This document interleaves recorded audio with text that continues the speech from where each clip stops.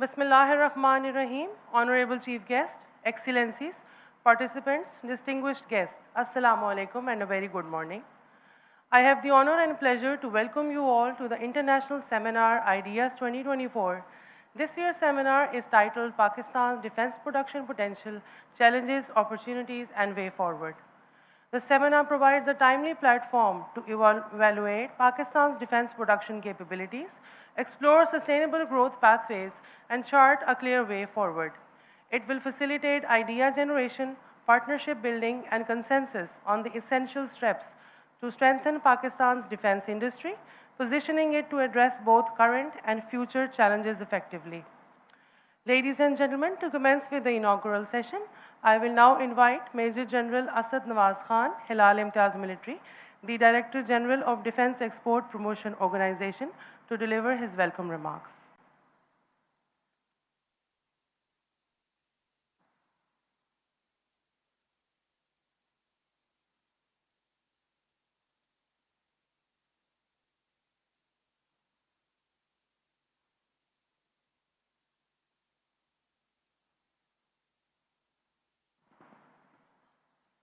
Bismillahirrahmanirrahim.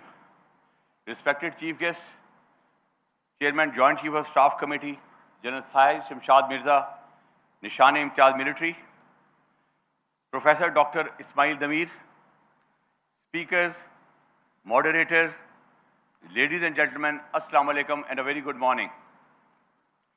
It is my profound privilege to welcome all of you at the Seminar of Ideas 2024, which is titled Pakistan's Defense Production, Potential, Challenges, Opportunities and Way Forward. This flagship Seminar of Ideas presents diverse perspectives on emerging and contemporary defense-related subjects of national and international significance. Your presence here today underscores our shared commitment to enhancing our national defense capabilities. I especially welcome our esteemed guest speakers, including Dr. Ismail Damir, Air Marshal Retired Farhat Hussain Khan, Dr. Nabil Hayat Malik, Dr. Athar Osama, and Air Vice Marshal Dr. Liaqatullah, and the moderator of today's session, Air Vice Marshal Retired Rizwan Riaz. Ladies and gentlemen, having a history of over 2 decades, Ideas is a forum for international and domestic exhibitors, delegations, and policy planners to exploit opportunities and promote cooperation in the defense sector. It allows Pakistan defense industry to showcase products and interact with the international community for forging better understanding, marketing, joint venturing, and collaborating. Ideas also provides an intellectual platform in the shape of an international seminar to assess and evaluate the products and technologies, share common views, and explore strategic options.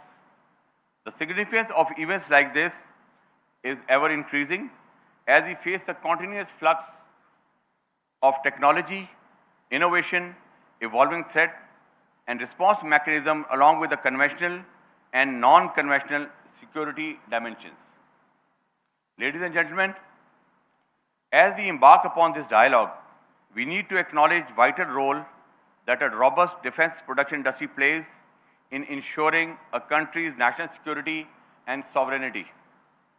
In an increasingly complex global landscape, it's imperative that we not only assess our current capabilities, but also proactively chart a course for our future growth and innovation.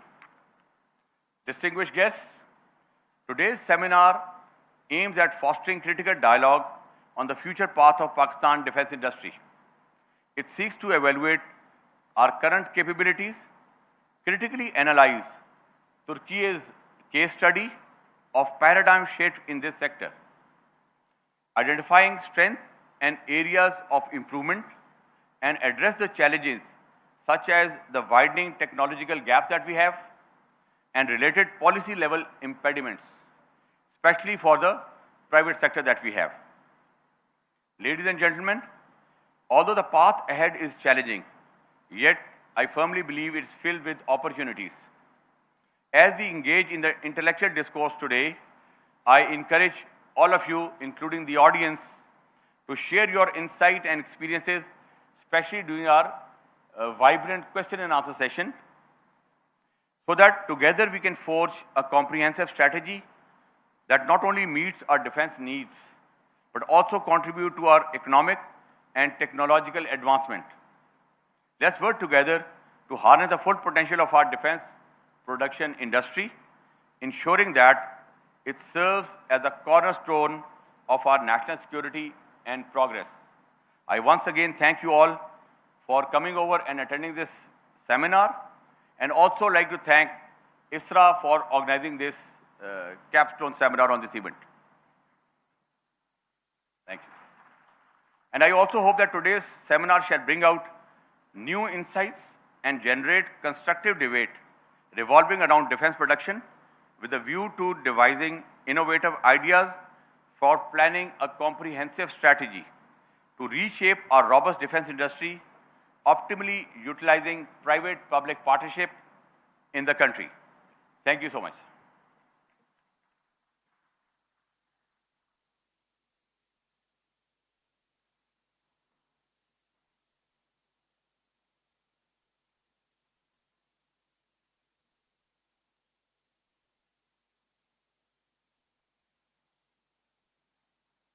Thank you very much, sir. I would now invite the Honorable Chief Guest, General 𝐒𝐻𝐻𝐻𝐻 Mirza, 𝐿𝐴 Military, Chairman Joint Chiefs of Staff Committee, to deliver his keynote address.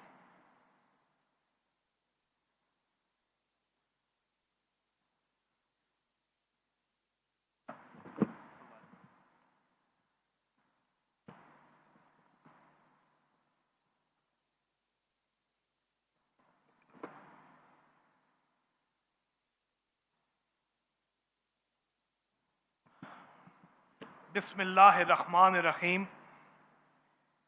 मेरे general Asad Nawaz Khan, 𝐿𝐴 military, director general defence and export promotion organisation, Dr. Ismail, His Excellency, distinguished members of national and international strategic community and the defense industry, Excellencies, ladies and gentlemen, Assalamu alaikum and a very good morning. It is indeed a matter of professional privilege and a personal honor for me to address this august gathering on a theme of great significance, not just for Pakistan, but also for the defense community. I would also like to express my deep appreciation for the efforts of Defense and Exports Promotion Organization and other entities involved in organizing Ideas 224, a platform which has emerged as a significant event in the defense exhibition calendar, both regionally and globally, and a valuable platform for exchange of views on the defense production challenges and opportunities. Diverse representation and increased participation compared to the previous years is indeed a testimony to this fact and a proof of continuous quest for improvement and collaboration on part of Pakistan's defense industrial fraternity. Ladies and gentlemen, today, where the global security milieu is uncertain and the character of war is rapidly changing, cooperation and collaboration are more crucial than ever. Precisely, the role forums like Ideas are designed to actually play. In the same context, I have today structured my talk to cover global and regional geostrategic and security landscape, an overview of the emerging and changing character of conflict, the attendant trends in the global defense industrial mosaic, an overview of Pakistan's defense production capabilities. And finally, I would like to give some concluding thoughts reflecting a possible way forward. Ladies and gentlemen, at the global level, we see that the world is undergoing a transition essentially in 4 dimensions. Firstly, there is a shift in polarity from a unipolar to somewhat a multipolar world. We can say that today the world is at its inflection point. And in the words of Ian Bremmer, at ground zero, where no single country or bloc has sufficient political and economic influence to shape the global agenda. Secondly, the resultant changes and the resurgence in geopolitical discourse, wherein the primacy of geoeconomics is today under stress. We see a multifaceted approach to international relations, where military posturing, ideological battles, and economic leverages are gaining prominence. Third, there is a re-emergence of great power contestation. We observe a recalibration of balance of power with emphasis on issue-based partnerships instead of traditional alliances, wherein the emerging technologies like the artificial intelligence, cyber, electronic warfare, space, and other niche domains are today becoming the principal constituents of the power contestation. Finally, the fourth transition relates to the colliding waves of globalization versus nationalism. Politically, we see an increasing trend of minilateralism, exceptionalism, and regionalism, creating somewhat a disruptive security environment. Regional and extra-regional arrangements like Quad, I2U2, and AUKUS, being a manifestation of this approach, are redrawing the security paradigm in the region. Notions of the return of right, West versus the rest, and global North versus the global South have started to somewhat echo with a greater resonance. Ladies and gentlemen, multilateral fora are becoming extensively politicized, thus increasingly complicating non-proliferation regimes, arms control consensus, cooperation on non-traditional security challenges, and terrorism. Transformative fusion of emerging technologies with artificial intelligence has ushered an indefinite dividend while creating challenges and raising questions on aspects of national security, the interstate relations, strategic competition, and unwarranted proliferation. Defining elements of the state power are under fundamental transformation, questioning the traditional notions of balance and deterrence in interstate relationship. Pursuit of domination in military is creating novel and niche spheres of strategic competition with profound implications on both the regional and the global environment. World has shied away from the chronic hotbeds of conflicts, including Palestine and the Indian illegally occupied Jammu and Kashmir, and thus has been unable to solidify states' confidence on the global system to limit social, economic, and ideological disillusionment. Ladies and gentlemen, conflicts have become too many and too complex, with resultant stress on the defense industry's capacity and capability worldwide. Forces of disorder are today growing in power. Proxies driven by regional and global interests are becoming more pronounced. Voids in the global security architecture are encouraging certain actors to seek conflict resolution by force, further eroding our confidence on the global system. This is impaired by unfair technology denials, weaponization of human needs, and blatant regards of criteria-based and rule-based approaches, rather disregard in the global system. In this dilemma of evolving global order, national security, particularly of smaller and middle countries, cannot be sublet on the hopes and promises of international law and systems of conflict resolution, justice, equitable rights, financial institutions, and human rights. This suggests that indigenous and self-enabled military capabilities are essential and sine qua non of our respective national security. Ladies and gentlemen, in nutshell, one can say that global order today is in a state of flux. How the world will transition into a new global system will largely depend upon the approach taken by the world powers. Will it be decoupling or de-risking, accommodation and cooperation, or competition and contestation, or open kinetic rivalries, leading to catastrophic showdowns, or a mere domain-specific combination of posturing? All this is yet to be seen. In Europe, the protracted nature of Russia-Ukraine conflict, besides stressing transatlantic partnership, has altered Europe's security architecture with enhanced defense spending and shifting of focus from soft power to hard power. Africa is capitalizing on its newfound identity. Global powers are rushing in for resources and influence, and region's economy is expecting a positive relevance at the global stage.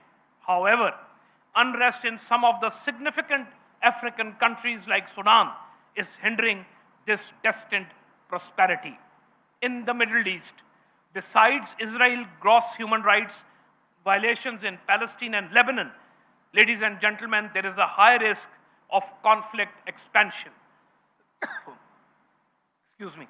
Characterized by drone and missile warfare, modern air defense systems, and asymmetric strategies of conflict prosecution.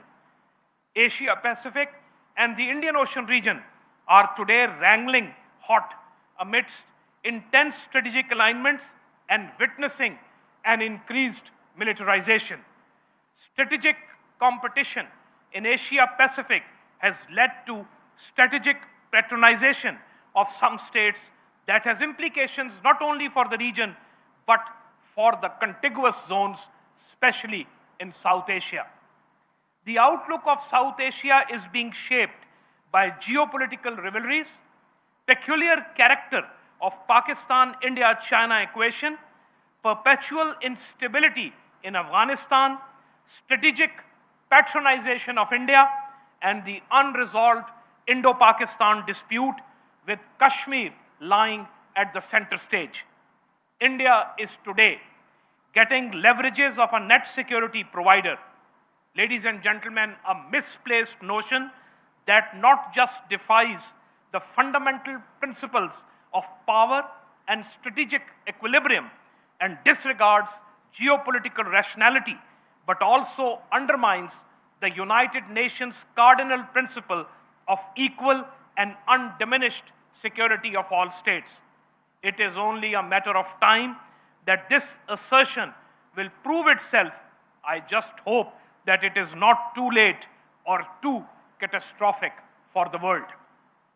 Ladies and gentlemen, amidst a turbulent geostrategic landscape, let us examine how technology is impacting the character of warfare, the mainstay of any defense industry.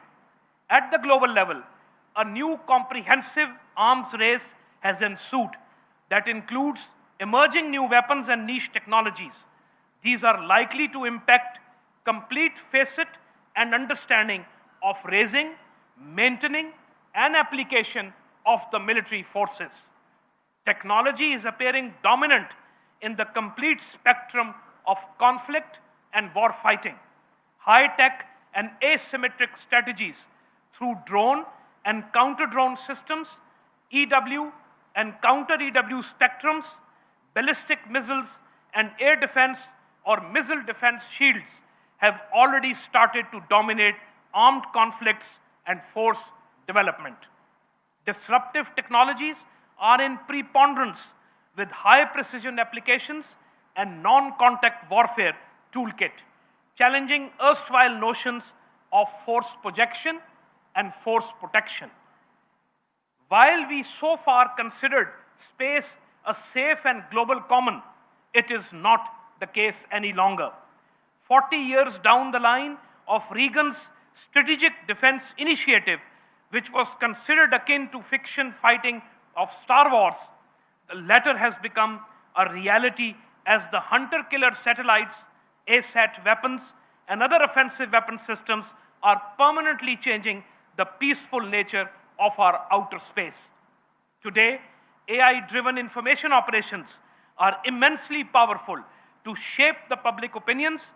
Therefore, commonly recognized notions of sovereignty and territorial integrity are becoming increasingly elusive and contested. Lethal autonomous weapon systems are revolutionizing warfighting based on augmented efficiency, reduced human involvement, and algorithmic decision-making, at the same time creating ethical, emotional, and moral challenges. Likewise, we are at the cusp of experiencing a complete shift in human training, where virtual and augmented reality will play a leading role. Precision engagements, augmented targeting, virtual command advisor shall become a norm and extremely complex for exercising human oversight. In a nutshell, we can assume that the use of niche technologies and ideas have the potential to play probably defining role in the future conflicts. However, while we are likely to see the primacy of high-tempo, modern, and smart mechanized application of integrated forces, I believe that the operational levels, maneuver mechanized warfare, and conventional warfighting strategies will also remain in currency, at least for the foreseeable future. As military strategies evolve to incorporate emerging domains, seamless integration of conventional and advanced systems will be vital in addressing complex security challenges and ensuring comprehensive defense capabilities for the nations worldwide.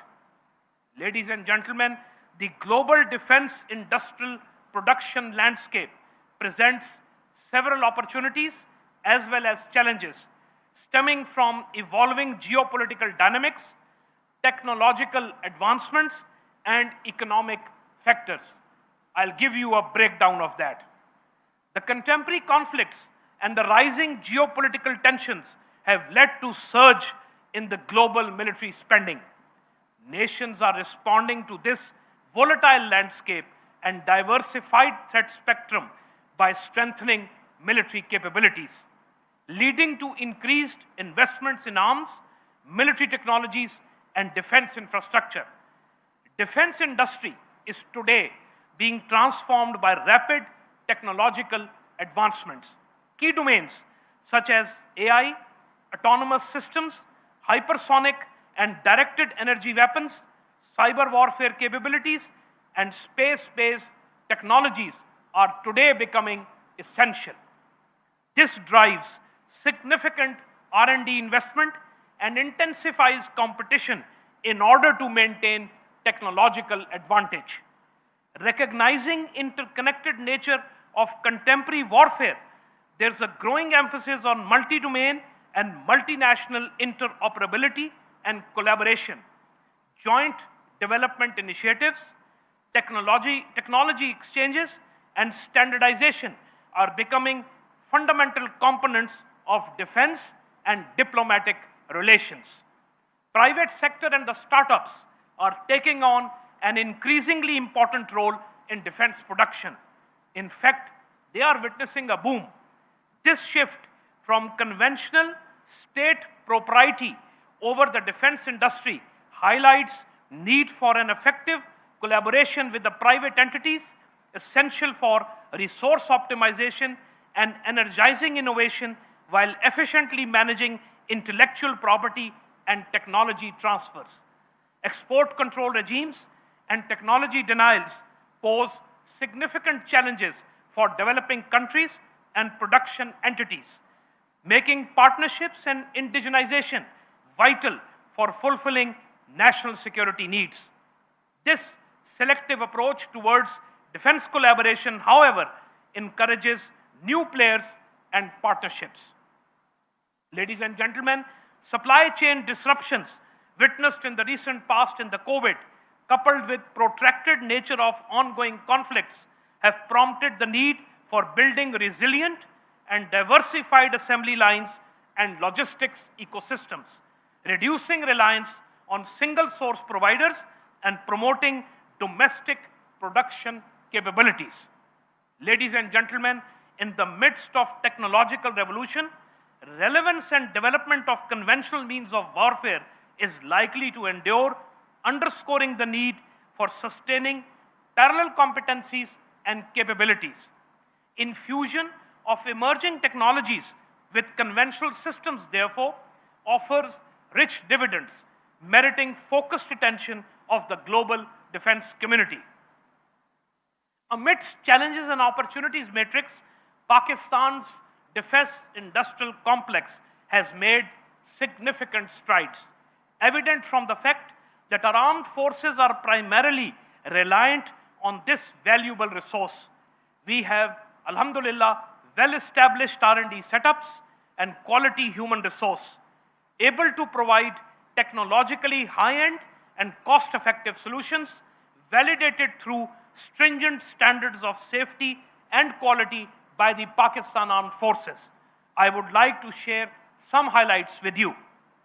Ladies and gentlemen, our strategic capability is the pinnacle of Pakistan's defense industrial prowess, built from scratch and sustained at the cutting edge solely through our indigenous endeavors.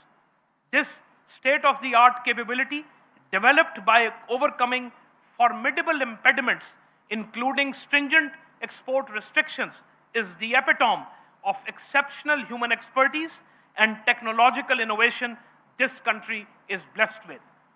Pakistan's defense industry is force behind the Pakistan's battle-hardened armed forces, and it is playing a vital role in equipping the forces with modern and technologically advanced systems which continue to prove their mettle in different conflict zones. Through superior R&D and using innovative and cost-effective solutions, these industries are not only fulfilling countries' essential defense requirements, but also exploring avenues of collaboration in the international defense market. Joint ventures and development of warfighting systems, such as internationally recognized JF-17 and Super Mashak aircraft, UAVs, UCAVs in the Sharper series, advanced main battle tanks, Al-Khalid Al-Zarar and Haider, APCs, EW and communication systems, maritime patrol vessels, small arms, including the newly developed sniper weapon system PK-47 and high-grade ammunitions, are indeed a testimony to this reality. We are also pursuing developing corresponding capabilities in the emerging niche technologies from multiple platforms. Here I would like to make a special mention of the National Aerospace Science and Technology Park and the Maritime Park, which are fostering culture of innovation, collaboration, and entrepreneurship in the fields of aerospace, cyber, maritime, and computing. Ladies and gentlemen, 21st century marks a transition from an industrial, resource-intensive economy to the one driven by knowledge and characterized by advanced human capital and rapid technological innovations. Analysis of the defense production trends has amply highlighted both the challenges and the opportunities that reside ahead. Adapting to these trends is not a matter of choice, rather today a compulsion. We must leverage emerging technologies, invest in modern manufacturing processes, and embrace innovation to stay competitive at the global level. Here, the role of academic institutions and think tanks in bolstering the defense production capabilities can hardly be overemphasized. We must foster stronger collaboration between the public and private sectors, ensuring that R&D, especially by the young budding minds, remain at the forefront. Here I would like to particularly commend Director General DEPO for his initiative of bringing in startup to the ideas for the very first time. I am optimistic that together we can create an ecosystem that not only enhances our production potential, but positions Pakistan as a key player in the global defense and industrial landscape. Ladies and gentlemen, Pakistan remains open to all forms of defense collaboration. May it be collaboration in innovation and production, training exchanges, and the sharing of expertise in counterterrorism. Pakistan Armed Forces are looking forward to deepen mutually beneficial partnerships with all the friendly countries. Despite these numerous challenges, with collective efforts, astute planning, and unflinching resolve, we can achieve our goals and build a robust defense production sector that upholds our reputation and stature on the international canvas. As the defense production industry strives for self-reliance, modernization, and indigenization, may Allah grant us the strength and wisdom to contribute building a strong, secure, and a prosperous Pakistan. Thank you all once again for our participation and support. Pakistan Zindabad, Pakistan Armed Forces, Paindabad. Thank you very much.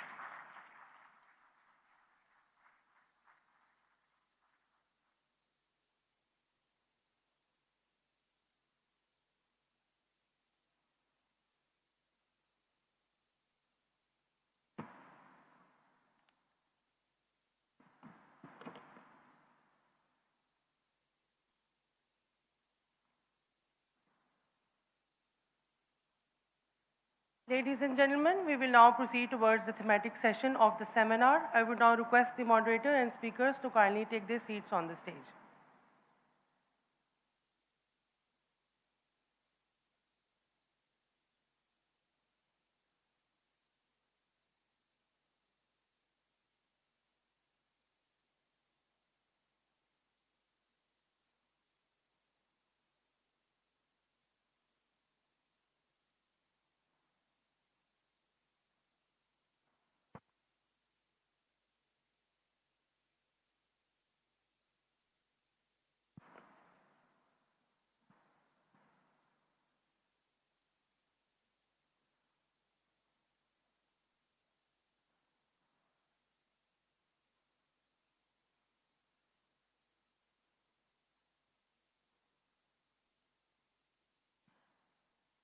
Our moderator for today's seminar is Air Vice Marshal Dr. Rizwan Riaz, retired 𝐷 𝐸 military. Let me introduce him to you all. Air Vice Marshal Dr. Rizwan Riaz assumed the office of Pro-Rector for Research, Innovation and Commercialization at the National University of Sciences and Technology in April 2021. His affiliation with NUST dates back to 2008. A graduate in aeronautical engineering from the U.S. Air Force Academy, Colorado Springs, in 1990, he obtained Masters in Aerospace Engineering from NUST, Pakistan in 2004 and PhD in Mechanical Engineering in Computational Fluid Dynamics from University of Manchester, UK in 2008. In his current role as Pro-Rector for Research, Innovation and Commercialization and as Vice President of the National Science and Technology Park, NSTP, Dr. Rizwan is committed to taking NUST to higher levels of meaningful R&D as a fourth-generation university, promoting innovation and technology transfer to the industry and striving for the betterment of society as a whole. Welcome, sir. I would now request the Honorable Moderator to commence the proceedings. Over to you, sir.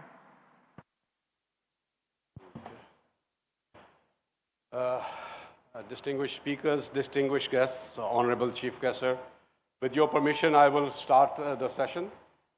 So we are blessed today with a lot of experience and a lot of knowledge on the stage. So I will briefly introduce our speakers, and then we will give more detailed introductions when we get to each speaker.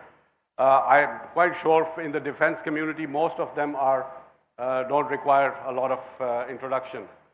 Professor Dr. Ismail Zamir is a well-known figure in the international defense industry ecosystem and probably one of the architects of the Turkish success story that we are going to hopefully hear from him today.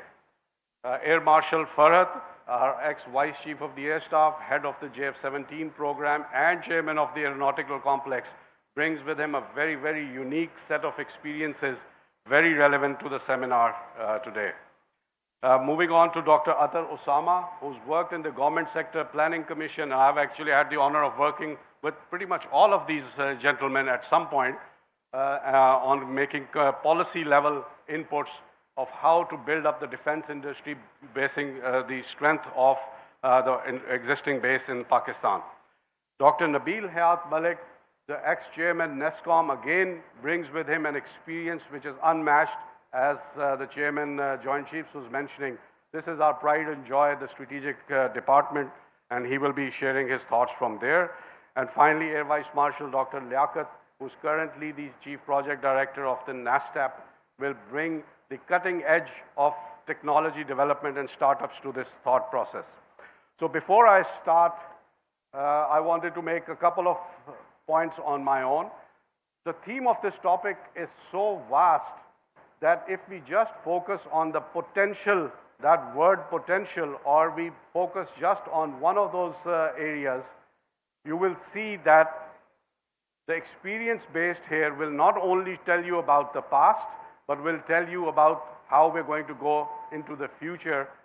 Because today we are living through a jump-on point. We are living through a technological era where there's a major shift going on in how we are going to do things, how the military industry is going to grow, how the military industrial complex will evolve itself towards the AI-enabled autonomous systems, reach expanding to thousands of miles, etc. So today we are not only talking about how to build more tanks and aircraft, we're talking about how more technologies can be indigenized, where one piece of software can ground whole fleets, where one malware can take out the national grid, where one piece of autonomous system software can replace thousands of people. So we are living through a technological jump-on point where the rest of the world and countries who are still developing actually share the same space, because there's no experience which we can base this on. And this provides an opportunity. As a pro-rector of an entrepreneurial university, I believe that this jump-on point is not only Pakistan's opportunity, but the opportunity for any country which wants to overtake what has already been done. You could have the largest landline network in the world, but the mobile technology changes the world. Well, today also you can have the largest air force or army in the world, but artificial intelligence can change the game. So how are we going to use those is going to be one of the topics that I would like all our speakers to express upon. And before we start with the speeches, I have a special prize for whoever ends their speech in 15 minutes. So the 20-minute deadline, please follow the deadline, because we have a large session of interactive thing. But whoever ends in 15 minutes, we're going to give a special prize. So with that, let me start the session by introducing and inviting Professor Demir to the dais. Sir, your experience as the president of the Turkish defense industry gives you a point of view which I think is very, very useful for the Pakistani defense industry, which we hope to emulate your use case, and see how you've introduced the R&D element and how you've introduced development into the production. So it's not just production, it's a lot of research and development going into it. So sir, please share your thoughts. Okay, thank you for giving me this opportunity. I'd like to thank all the other speakers and attendees. Actually, everything starts from the top-down policy making and structuring the governance, and then it flows down to the industry.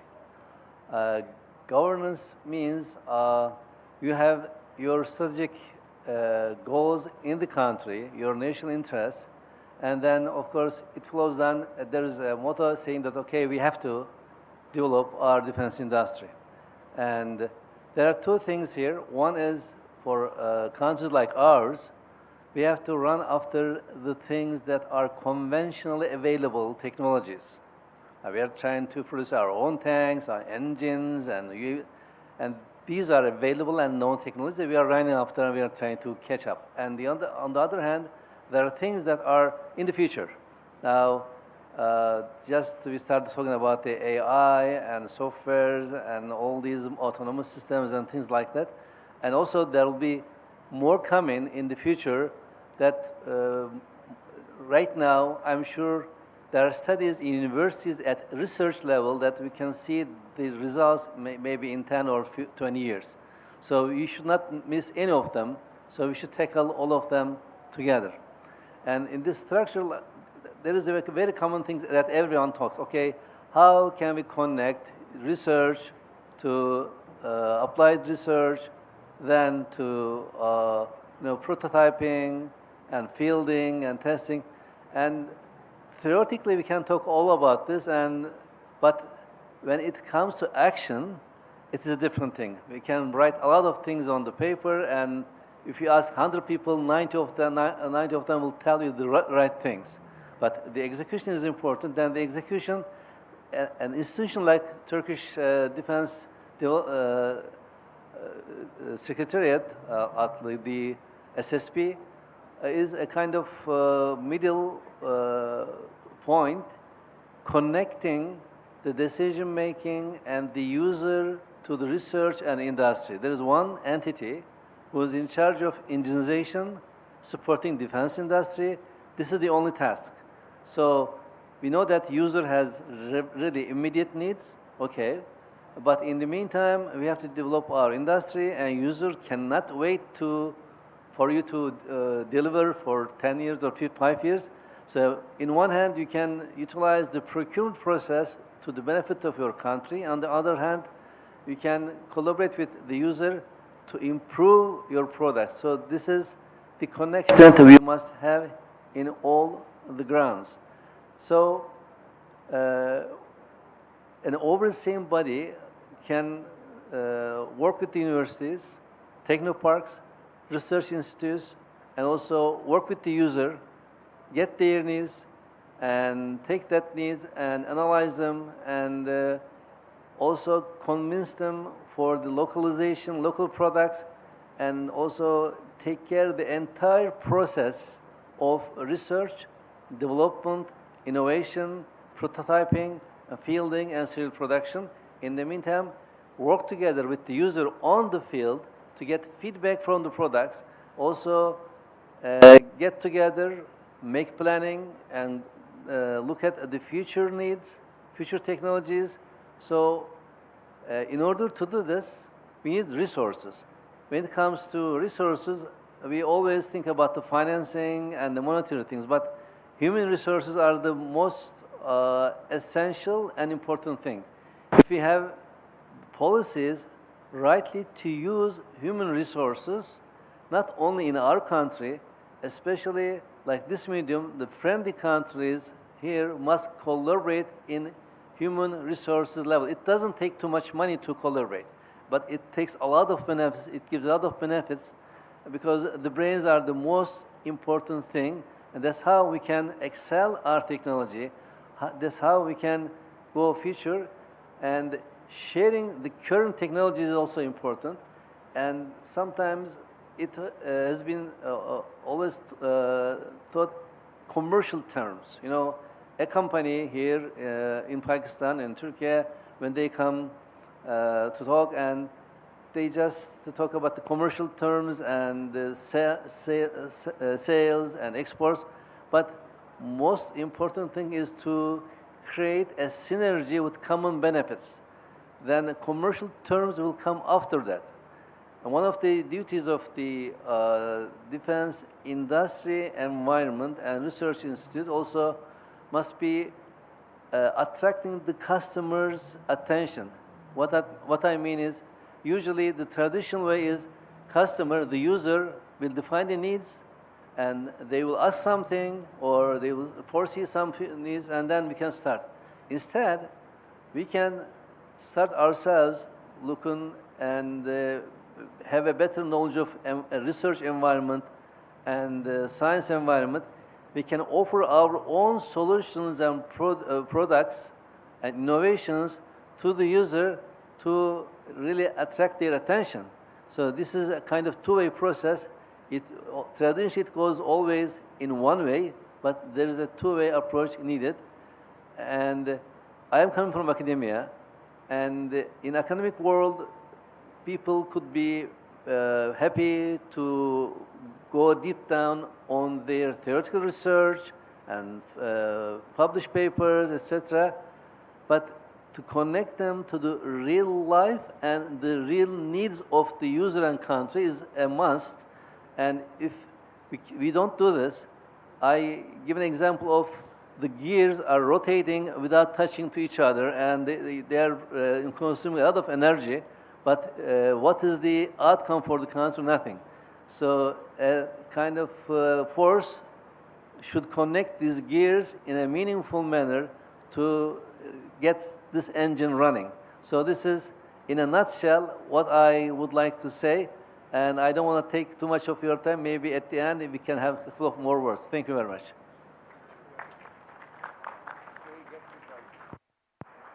So I think he's going to get the prize. So, sir, moving on, I would like to take lead from Quaid-e-Azam's words when he came to the PF Academy in '98. And while everyone in the audience will probably have heard the part where he said Pakistan Air Force must be second to none, there was a second part to that speech where he said, it's only with discipline and self-reliance that you will be able to achieve this. So this self-reliance part is, of course, what we are talking about today. And the experience that Air Marshal Farhat Hussain Khan brings to this talk, as having headed not only the Pakistan Aeronautical Complex, but headed the JF-17 program, and of course, as the Vice Chief of the Air Force, having overseen everything that goes around, and the current CEO of the Aerospace Design Innovation Center. Sir, how do you see the evolving trends in technology? How do you see the industry requirements changing with technology and the goals that we set for ourselves? How do you think the arms production of the past and today will differ? Over to you, sir. Sir, please.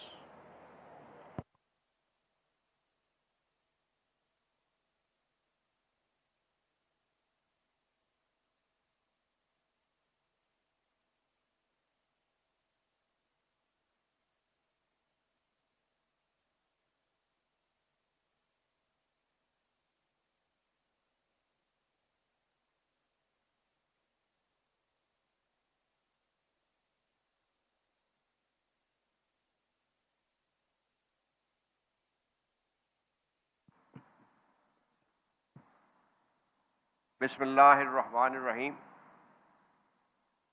Honorable guests, ladies and gentlemen, Assalamu alaikum and very good morning. I intend to talk in the following sequence.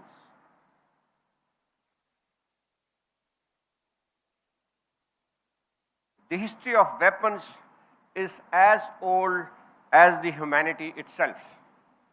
From the earliest crude tools used for hunting and self-defense to the sophisticated firearms of the 19th century, weapons have played a defining role in shaping the course of civilizations, warfare, and even the cultures. Stones, clubs, and sharpened sticks, readily available in the natural environment, served as the first tool for hunting and inevitably for conflict between individuals and groups. As humans migrated and encountered new environments and prey, their weapons adapted. The development of projectile weapons like bow and arrow added to the accuracy and range, fundamentally altering the dynamics of combat. With the development of metallurgy, particularly the ability to work with copper and later bronze, ushered in a new era of swords, daggers, and axes that became symbol of power. The introduction of gunpowder from China in 13th century revolutionized warfare on a global scale. Early firearms, crude, unreliable, gradually evolved into more sophisticated weapons, cannons, capable of breaching castles and devastating enemy formations, transformed siege warfare and shifted the balance of power in favor of those who could master the new technology, and led to the development of standing armies and the professionalism of warfare. The industrial revolution transformed the design of weapons and led to the mass production, making firearms more readily available and affordable. Advances in metallurgy and precision engineering led to the development of more accurate and reliable firearms like the machine gun. Fast forward to 20th century, that witnessed unprecedented acceleration in the development of weapon technologies, driven by two world wars and the Cold War. World War I served as a grim testing ground for these new weapons like poison gas, tanks, heavy artillery, and the aircraft, forever changing the face of warfare, resulting into unprecedented casualties and highlighted the destructive potential of modern weaponry. The interwar period witnessed continued innovation into weapon technology. Aircraft initially used for reconnaissance and limited bombing raids in World War I evolved into a faster, more powerful machine capable of carrying heavier payloads and laid the foundation for aerial warfare for the World War II. The development of heavier armor and improved suspension systems led to the creation of formidable armor vehicles and playing decisive role in combat. World War II saw the widespread use of strategic bombing, with cities like London and Tokyo subject to devastation through air raids. The development of radar and sonar revolutionized naval and air warfare, allowing the detection and targeting of enemy forces at greater distances. The most significant development of the war, however, was the creation of atomic bomb. Now a few words on evolving trends in global arms production and their impact on the nature of warfare. In sync with the development, global arms production landscape is undergoing transformation and changes driven by technological advancements, with an increased focus on emerging technologies. As the nations drive to enhance their military capabilities, the last decade has shown a notable shift towards smart weaponry. This evolution reflects the growing demand of load detection, precision, lethality, efficiency, and adaptability in the modern warfare. The integration of cutting-edge technologies into arms production has led to the development of smart weapons that utilized advanced guidance systems, sensors, and AI. These weapons are designed for improved accuracy, minimize collateral damages, and enhance operational effectiveness through higher kill probability. For instance, PGMs and missiles have transformed the nature of kinetic element of warfare, particularly airstrikes, allowing militaries to engage targets with unprecedented accuracy.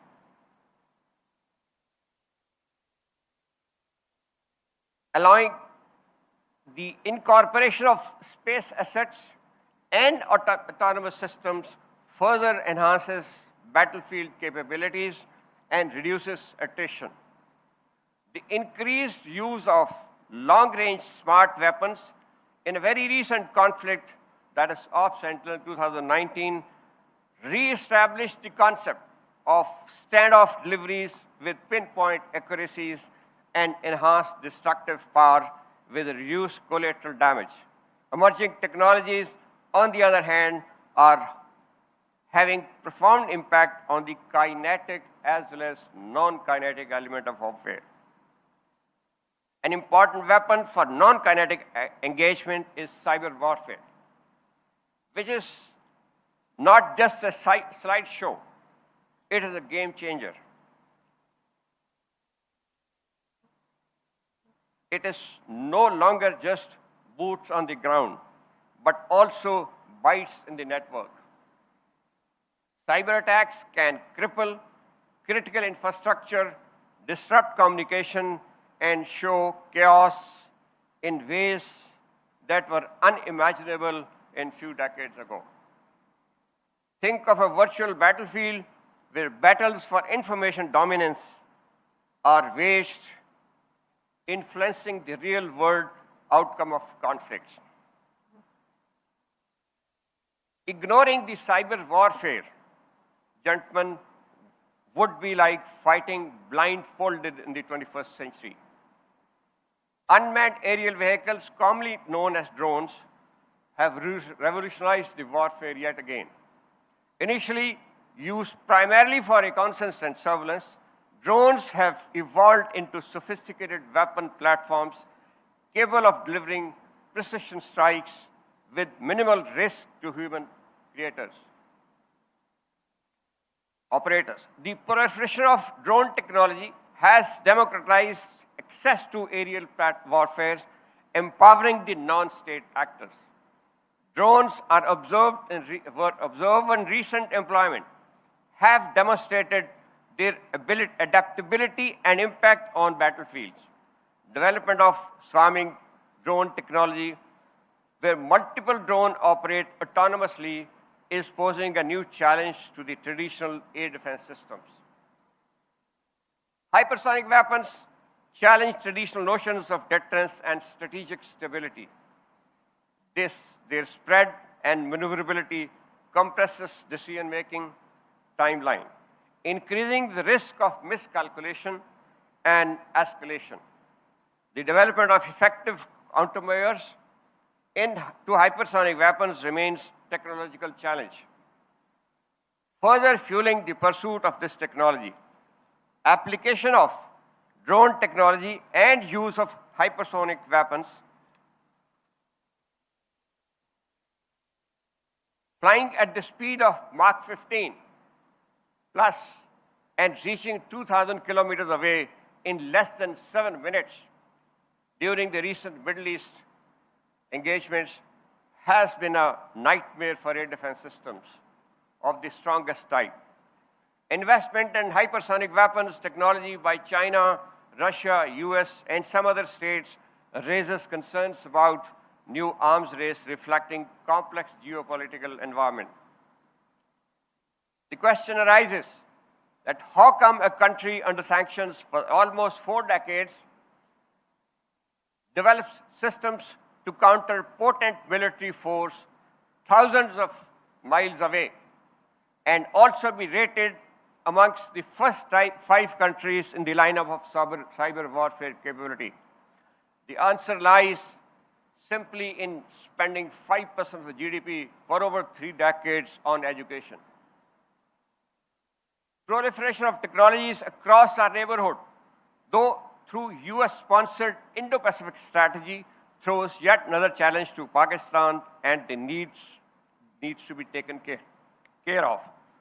The high-tech weapons, particularly those falling in the domains of aerospace force, in kinetic as well as non-kinetic warfare, due to their sensitivities as well as cost, leaving our defense production industry with no choice but to adopt a calculated path of indigenization. This accessibility to sophisticated weaponry has intensified regional arms race, where the nations are investing in military modernization and fifth-generation weaponry through collaborative as well as indigenous models. As global tensions rise, the interplay of these factors underscores the evolving nature of conflicts, necessitating adaptive strategies for national security and defense spending. Now let's move over to our defense production or the weapon production model and analyze its strengths and weaknesses. Development of any weapon system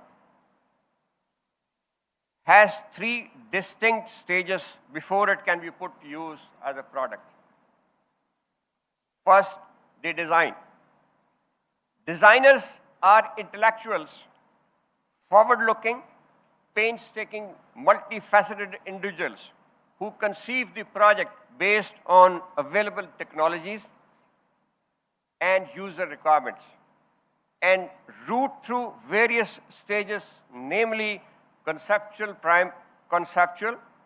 primary, and detailed design.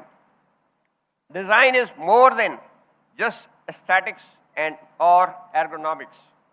This is mostly a drawing board and software-driven activity involving simulations. Development, after having assigned the product, it goes through the stages of development, which includes prototyping and testing. While the design is a blueprint of weapon system, development is where the blueprint comes into light. During the process, concepts are rigorously tested, refined, and transformed into tangible reality. The process helps the designer verify this design performance parameters before declaring it fit for manufacturing and subsequently induction and employment.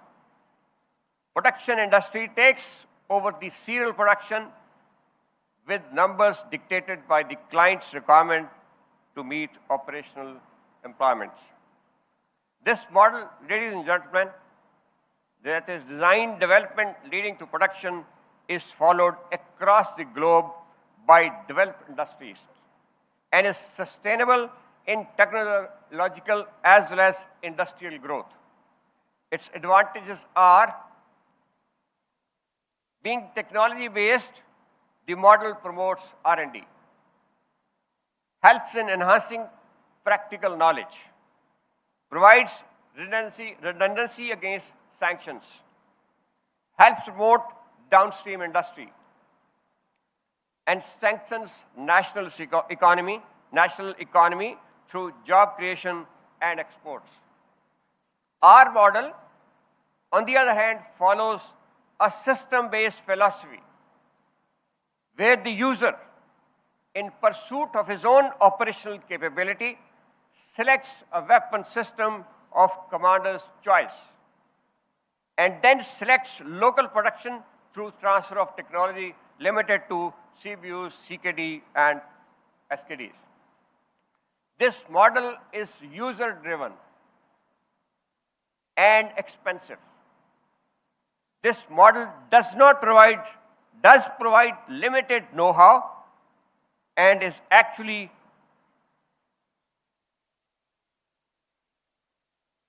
transfer of production, that is TOP, commonly called TOT, which it is not, and is useful possibly for growth of MRO industry only. With virtually no participation in design process, it hardly provides any access to new technologies, and therefore dependence on OEM and the designer continues throughout the service life of the project or the weapon system. This approach does not support formation of R&D based industry and thus does not support induction of contemporary technologies. Lack of opportunity for developing academia-industry relationship. Therefore, our education system produces theoretical graduates rather than practical wizards, stays limited to public sector with very little contribution in growth in the private sector industry or the downstream industry. Being system-based, it is expensive, and in technological terms, is not sustainable. Being OEM dependent, it does not have the provision of intellectual property rights. To conclude my talk on the fast evolving proliferation of smart and range weapons, is significant impact on nature of warfare without having an appropriate weapon system development and production system, and being part of relatively unstable region, throws in a serious challenge to our national security, where the economy may not be able to procure and matching weapon inventory in future. Therefore, realigning our industry and shifting focus from procurement to design and development or system-based methodology to technology-based model, although it is easier said than done. It is need of the hour. We have no choice. Due inherent conflict between the operator's requirement and the development that has own mechanism, it would therefore need determination of the three services to support the industry to shift from procurement, that is TOP, to the design and development methodology. By setting up Aerospace Design and Innovation Center, commonly called ADIC, under the National Aerospace and Science and Technology Park, Pakistan Air Force has taken the right initiative in this direction. And I request the other services to follow the suit. Evolution of emerging technology, particularly AI, cyber warfare, UAVs, and hypersonic weapons are affecting both kinetic and non-kinetic domains of the warfare. While the region may not see these weapons in use in the entirety, but that is where the future lies. In line with the geopolitical environment and shape of conflicts to come, and the economy under pressure for foreseeable future, our production path needs to shift through a gradual format to technology-based industry. Now a few recommendations.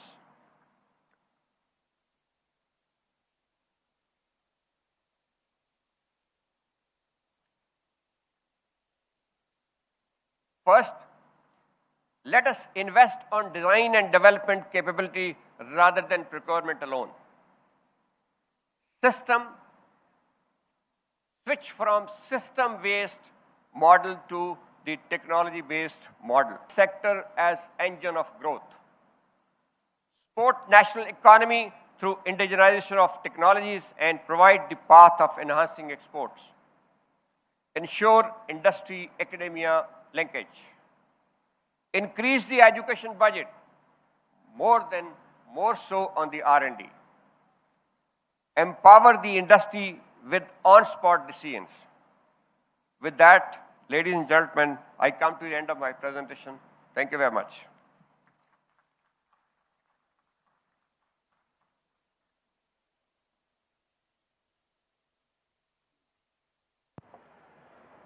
Thank you very much, sir. I really like the recommendations. I think if we follow that through, lots of problems will be solved. Dr. Atar Osama is one of those people who has been behind the scenes and has done some very remarkable things that people don't know that he has done. So he has been part of the HEC and the Planning Commission, and I would just like to mention that the government of Pakistan established at that time 6 national centers of excellence in cutting-edge technologies. And while the government gets the credit and the Planning Commission gets the credit, Dr. Atar Osama was actually the architect of that program, which has given Pakistan some very much needed strength in technologies like AI, robotics and automation, and big data, etc. At NUST, we also host 2 of those centers, and I can tell you that, for example, the National Center of AI, established when he was in the Planning Commission, is currently one of the 23 top partners of Meta in AI. And that capability was introduced, nurtured, because of the effort he's made. So he's been part of the policy-making ecosystem. He's been part of the private sector founding his own companies and as CEO even currently, and he's been part of global think tanks. So Dr. Adar Osama, we would very much like to hear your talk, especially on the very, very relevant topic of how do we include academia, how do we do the public-private partnership in the R&D as the Air Marshal was recommending.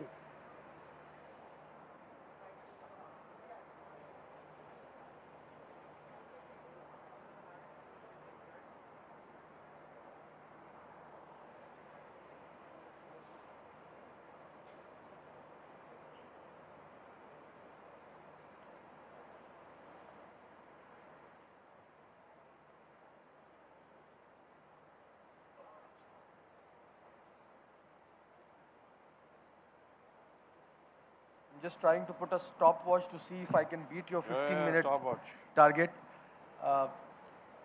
Bismillahirrahmanirrahim. My fellow panelists, distinguished guests, ladies and gentlemen, Assalamu alaikum, and a very good morning to you. The topic of my talk today is the analysis of the R&D base of Pakistan, particularly with reference to academia and private sector R&D, and how this can come together in support of the defense production exercise.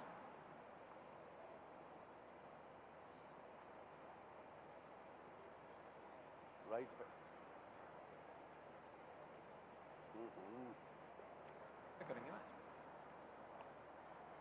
There we go. Okay. The sequence of my talk is this. I would start by talking a little bit about Pakistan's current R&D base, particularly in the non-defense sector. I think there is enough expertise on the table to talk about the defense and strategic sector, and what I really bring is more of an expertise around the non-defense sector. Then I'm going to talk a little bit about the role of the government in jump-starting private R&D. I'm going to talk about some frameworks and models that people talk about. I've taken a bit of liberty here to kind of expand the scope of my talk a little bit. So I'm not just going to talk about how the private sector can come to the rescue of the defense production enterprise. I'm going to also talk about why this is a bi-directional relationship. Right? So I'm going to talk about how there could be a symbiotic partnership between defense R&D and the civilian S&T economy. Then I'm going to talk a little bit about why do we need a national framework for this collaboration and public-private partnership to happen. And I'm going to, in the end, lay a few sort of general guiding principles for such natural framework. Obviously, this requires a lot more work. Some of this work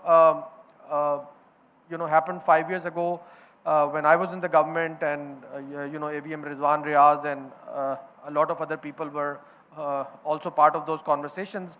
But I think still, this still remains work to be done, and this is also the work that I feel is very critical because, as all of us know, there is no national security without economic prosperity.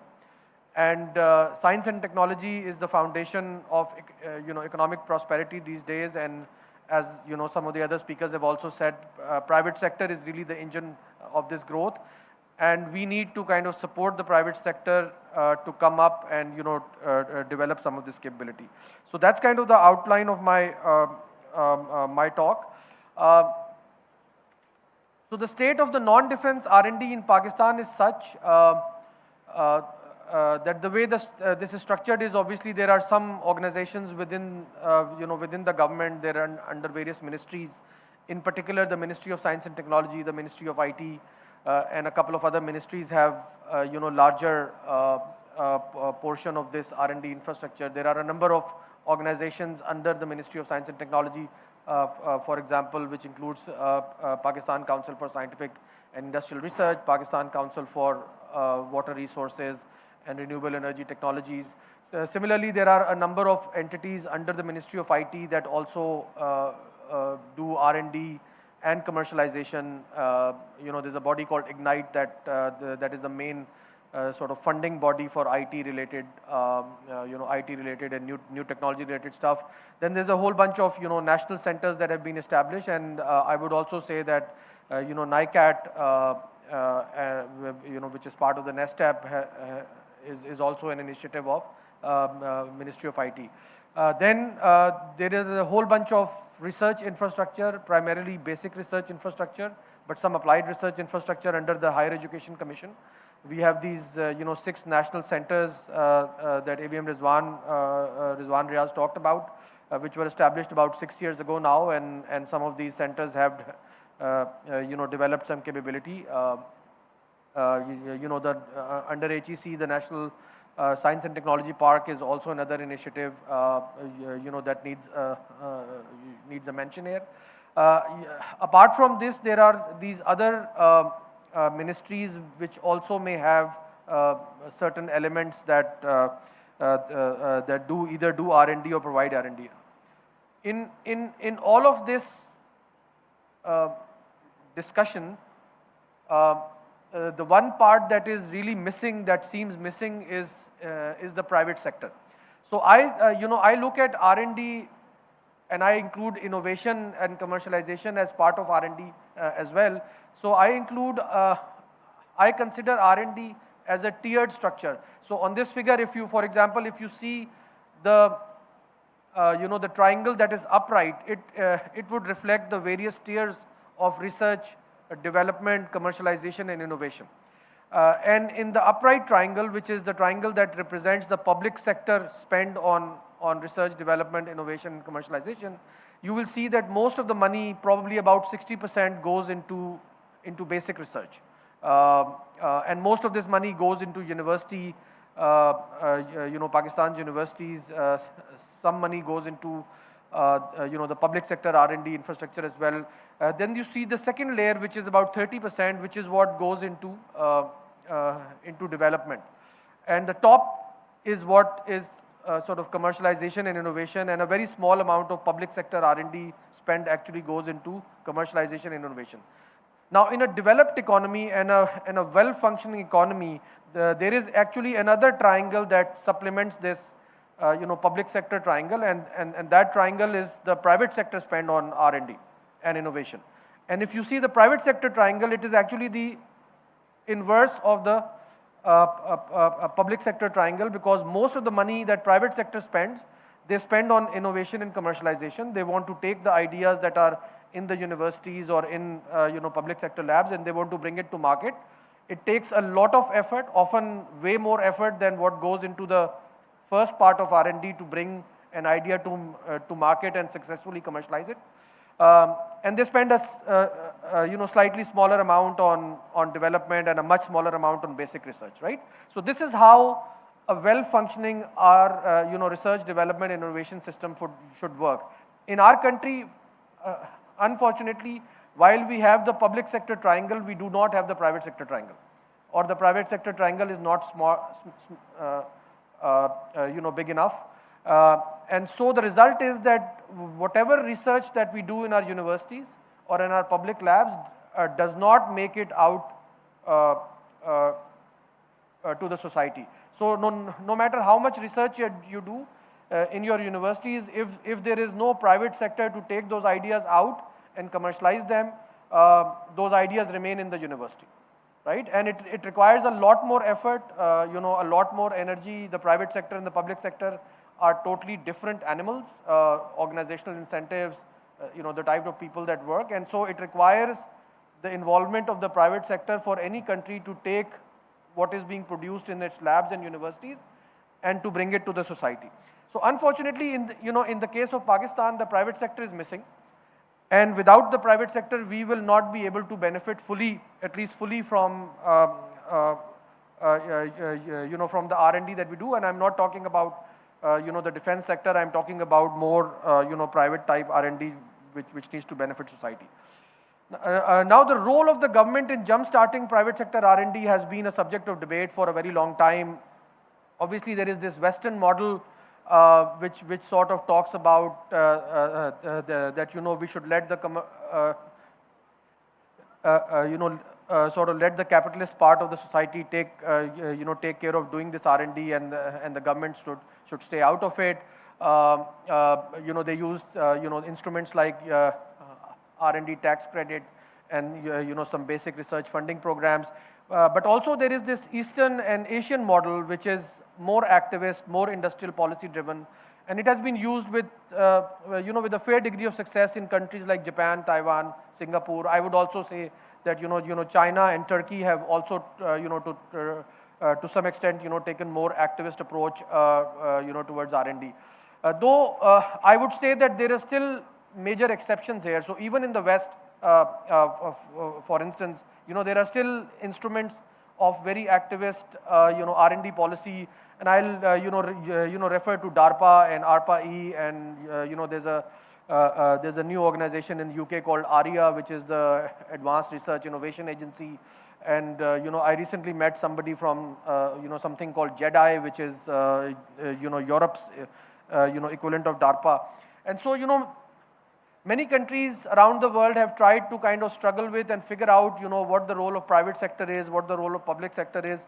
But, for a variety of reasons, historical reasons, the private sector has, acquired a notorious, kind of a reputation, sort of become a bad word in Pakistan to sort of go after profits. But if Pakistan has to really become prosperous economically, we have to figure out, the real compact between private sector and public sector, and I think it's really, really important.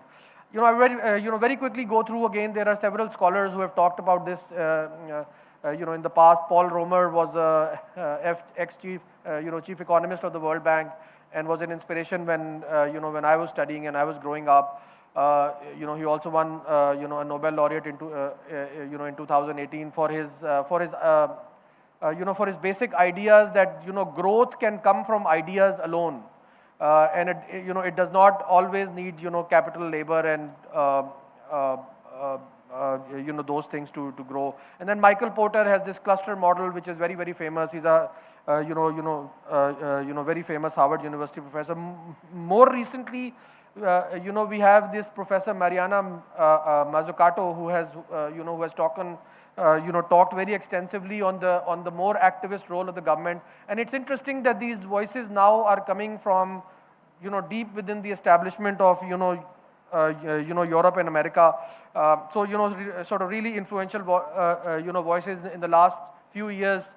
Professor Mazzucato has, for example, written 2 books. One is called The Entrepreneurial State, and one is called The Mission Economy, in which he has actually argued for the public sector and the government to be, instead of being the lender of last resort, to be an investor of first resort.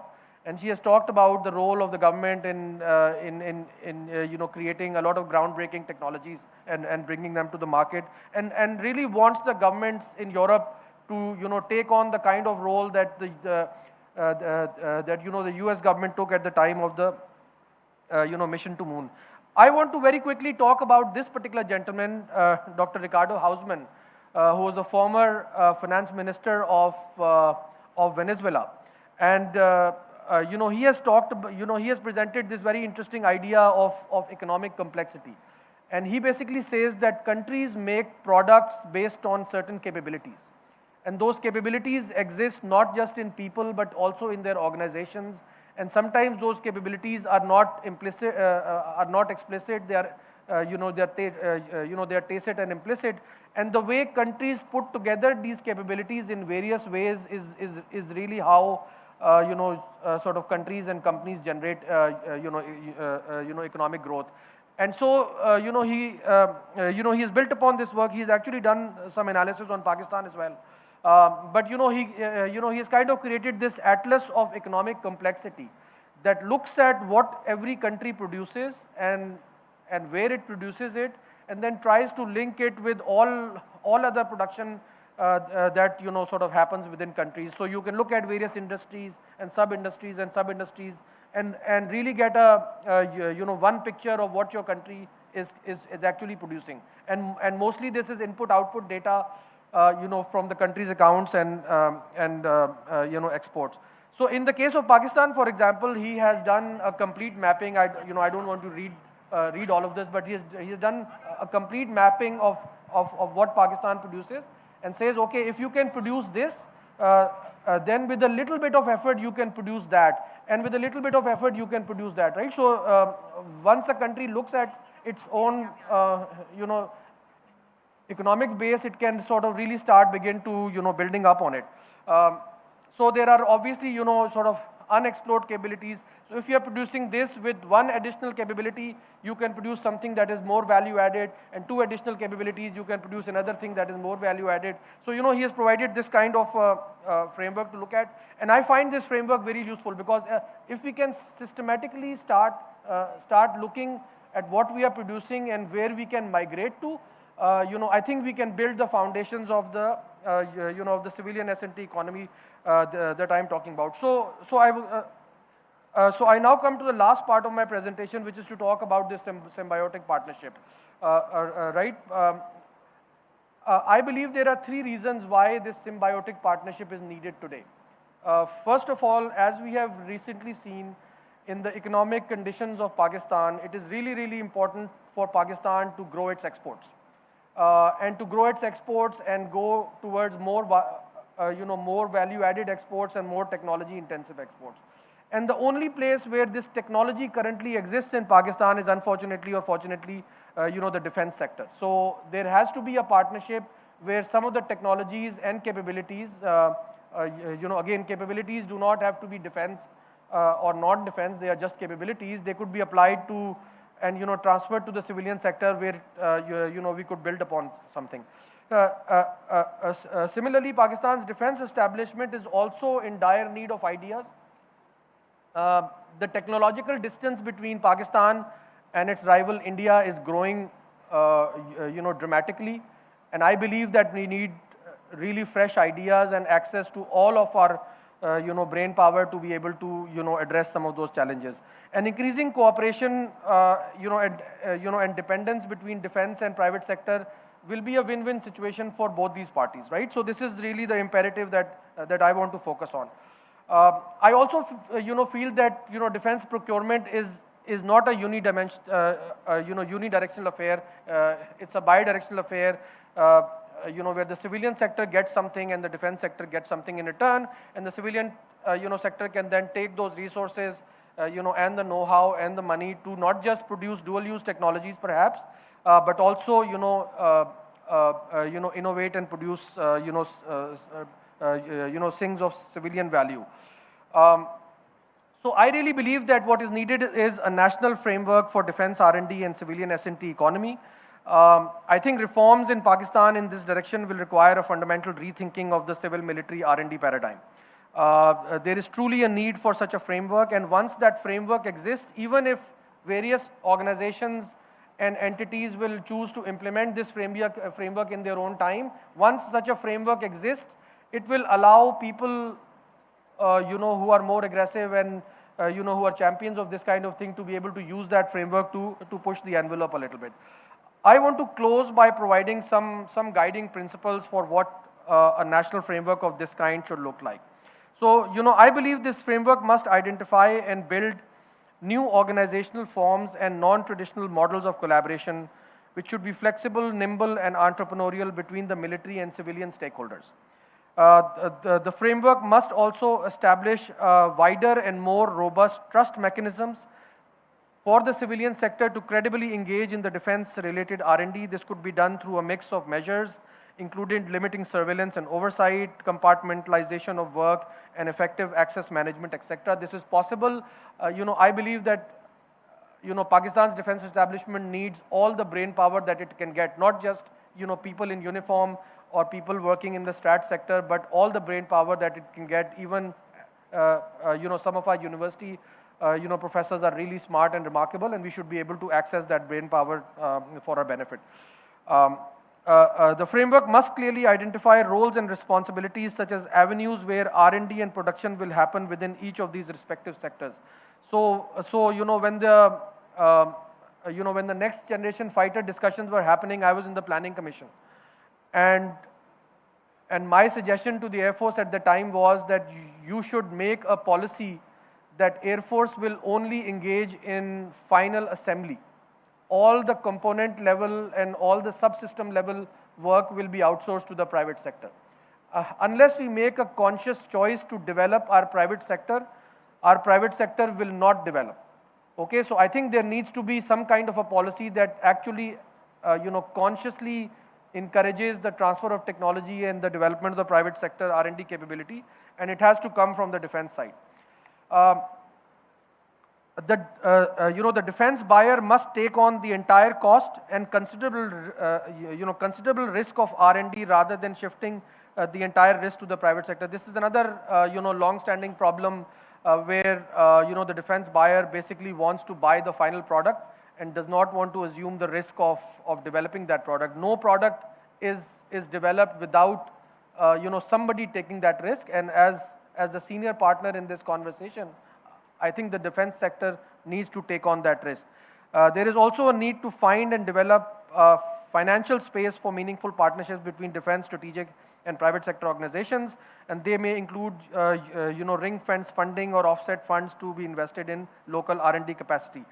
Mechanisms need to be developed to spin off technological capability currently residing within the defense R&D establishments to the private sector, perhaps against a royalty or enabling them to tap into, and allowing them to tap into commercial markets and enhance the high technology content of Pakistan's exports. And finally, my last two recommendations is to provide, is to create a globally competitive industry. We must also move away from the culture of permissions and permits. I think we need to create a, a level playing field where, the private industry can innovate. Obviously, if we are exporting, defense stuff, it will go through a process of making sure that, those things, those exports are going to friendly countries. But beyond this, if you are using a particular capability to do a civilian innovation, there should not be a requirement to get permission for that. And you could also use special initiatives and national programs such as the National Electric Vehicle Program, the Next Generation Fighter, Blue Economy, or export competitiveness programs aimed at addressing these national problems. And they can provide a perfect platform for spin-offs and spin-out from the defense and strategic sectors. In the end, I would say that this is a much-needed effort. Pakistan really needs to build its civilian economy. And the only way we can build civilian economy and enhance our export competitiveness is through integration of technology. And the only place where technology exists in Pakistan is in the defense sector. So I think if we can make this happen, we will not only ensure our national security, but we will also create a prosperous Pakistan. Thank you very much.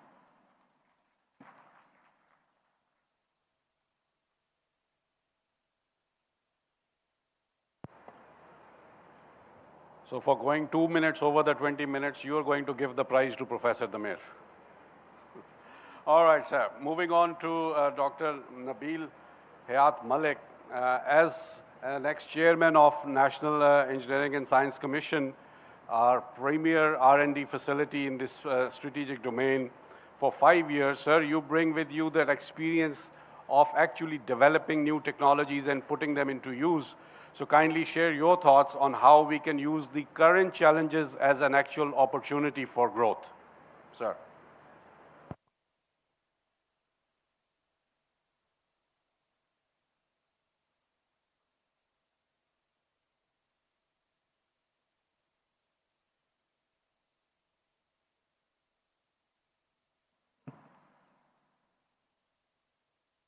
Bismillah ar-Rahman ar-Rahim. Excellencies, speakers, moderator, ladies and gentlemen, a very good morning to you. My title for today is shown here, Critical Analysis of Pakistan's Defense Industry and Way Forward for Enhancing Pakistan's Defense Production Potential.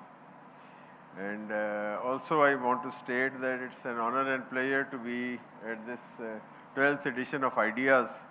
And my compliments to the organizers, the DEPO and all stakeholders. The sequence of the presentation is displayed here. I will try to be brief as AVM Rizwan said. Pakistan's, we come to the sort of introduction. Pakistan's defense industry is the cornerstone of our security. And it's playing a pivotal role in maintaining regional stability and safeguarding country's sovereignty through projection of deterrence. Over the years, Pakistan has developed a robust defense sector, but it faces numerous challenges, as have been highlighted through my fellow speakers also. And I will like to give an analysis in the form of a SWOT, or you can say opportunities, threats, and we try to analyze it. We should also look at the key challenges, which are the opportunities for expanding, what are the strategies for meeting these challenges and enhancing the production potential. The very important thing is we draw lessons and best practices from the existing successful international models, like already mentioned, Turkey and China, and some others which I would like to consider. And Pakistan, no doubt, has gained a substantial progressive, you can say, success, as already witnessed in this IDEAS, and over the years have an absolute resolve to adapt to meet the demands of the modern era.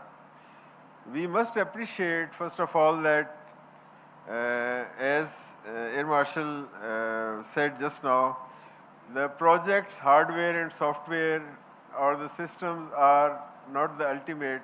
Everything starts from the technologies. And technology is the mother of all projects. So we have to adapt ourselves according to that. Pakistan has many positives also. We are at a strategic location, geopolitical position, established defense entities, a number of them. We have the nuclear capability, which is again, as mentioned, the strategic deterrence is there. There is an aggressive marketing scheme which is on. Armed forces are primary users, and they are the functional testers also.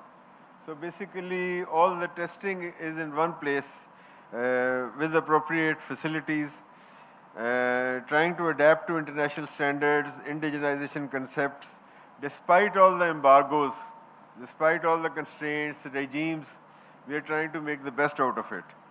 So we think that the system is moving, but it is moving at a slow pace. So what are the key challenges which are restricting our pace of growth? First of all, we definitely have to look at the technical advancements internationally, which are going at a very fast pace, especially in the areas of electronic warfare, AI, and robotics, and a number of other sciences, where the pace is so fast that we are perhaps finding there's a lag between us and the developed countries. We have to try to catch them up. There is a future war preparedness, as already mentioned in Chairman's speech. We have critical technologies and emerging technologies, things like directed energy weapons, drones, ISRs, systems. All these require investment and a rapid growth in the sector of R&D and technological expertise as well. Enhancing the speed, accuracy, and lethality. This is our objective, the ultimate objective. Definitely, a hypersonic weapon is better than a subsonic weapon or sonic weapon, but of course it comes at a cost. The point I have against hypersonic weapons is you will not be able to fire too many because it costs considerably. The firer would be hesitant to do that. stealthy survivable systems. We have to minimize radar signature, IR signature, and now laser signature also. Because the emerging threats means that these elements are. And by the way, this disruptive technologies or you can say directed energy applications, they are moving at a very, very fast pace. One can say that a few years ago, the very basic level of 30 kilowatt laser was developed. It has gone to 300 kilowatt laser. At the same time, the high power microwave has gone from 1 gigawatt to 10 gigawatt now. So this is the amount of pace. The Western people are already testing them on ships and other factors. Air defense remains a challenge in that case. Then we come to advanced materials. I have a very strong belief that unless we develop advanced materials, metals and composites and semiconductors, it is very difficult to import them and then try to implement in our production. So it is rather infeasible to do that for a continued time. And there is, of course, again, embargoes and constraints on import of materials. So there is a concerted effort which is required, and industry, academia should have a collaboration, as already mentioned, definitely to overcome these obstacles. So we come to what are the opportunities for the growth.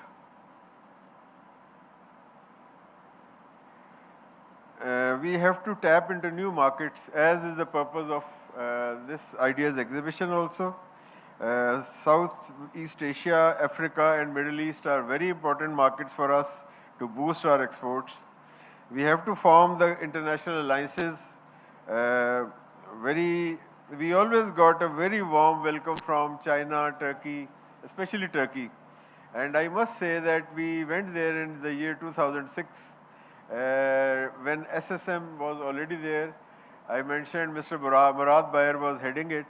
And we saw an outfit or a body which could actually arrange meetings between public industry and private industry.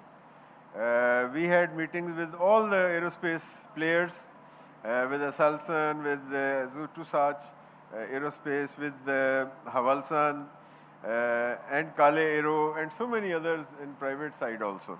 An excellent, warm place to get together. So I must admire the forming of SSM and later on conversion to SSB.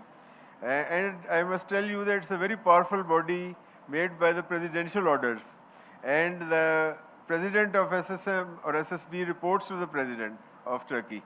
So Turkey has done very good things 20 years ago, definitely. I'm sure it's much earlier than that. Leveraging technological advancements, investing and harvesting emerging technologies are instrumental elements, as already mentioned. So, if we talk about starting with modeling, simulation, testing, we definitely end up with better models. But how does this harvesting or transfer of technology takes place? One model is like just mentioned, you buy something and you get something, but that is not TOT. It is more like an offset or in-kind technology. The technology doesn't flow that way. And now with the more intellectual property rights, it is very difficult to get a meaningful transfer. However, academia is at liberty. And I give you an example that when I was heading NESCOM, we had in the beginning about 25 people going for PhDs and masters to China, invited by the China Academy of Sciences. Similarly, few seats in MITU Ankara offered by MITU to actually, and in very intense technological areas.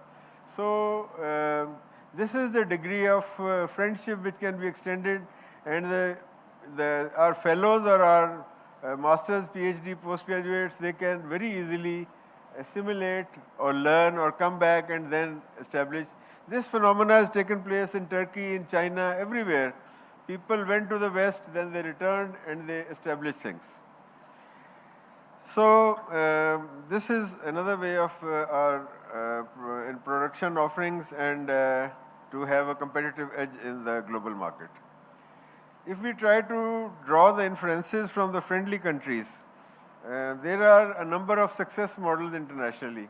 And we would find that, as already mentioned by Dr. Athar, it would rather be in a civilian side, an organization which can move towards, help us to move towards integration of the public and the private sector.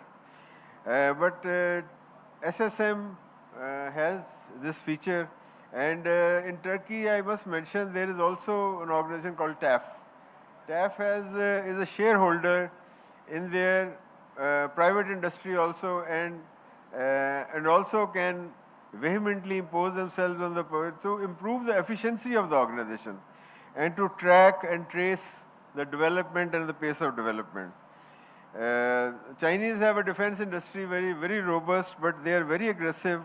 They can make affordable products, and basically production lines are extensive.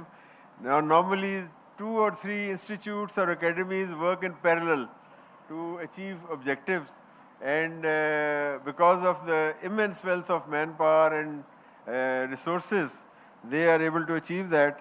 And in there is a mix of economic model as well as defense industry. So once that problem of raw materials, advanced materials is solved, the rest follows automatically. Saudi Arabia has launched Vision 2030, which is again, Kingdom of Saudi Arabia is an initiative not to have dependence on oil, diversify economy and investment activities, and also to manufacture equipment, hardware and ammunition up to 50% within the country till 2030.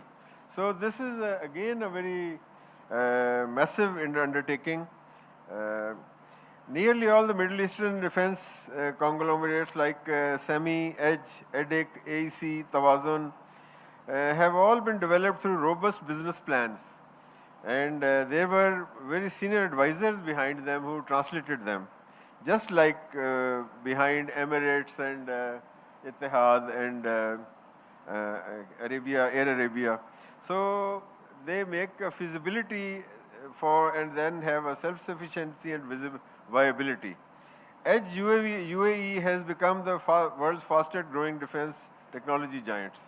So these are few examples, but I also wanted to mention that if we look at more developed countries like Japan, of course USA, DARPA was already mentioned, then we have ATLA in Japan, South Korea has also got a model, very similar to what Professor told about us about Turkey. And I can give you an example, we are not too late. The ATLA was announced back in 2016. They started the actual work in 2019.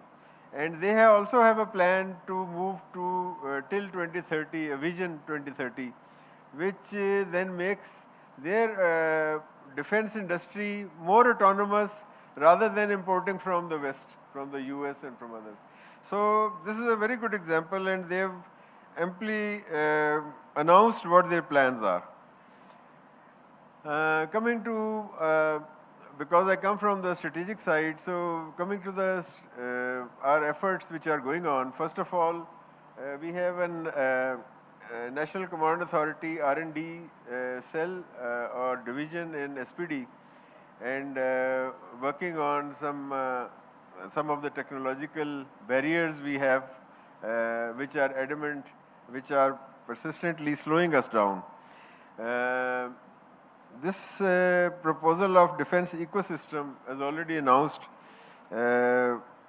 because SPD has one of the largest resource of educated manpower in one place.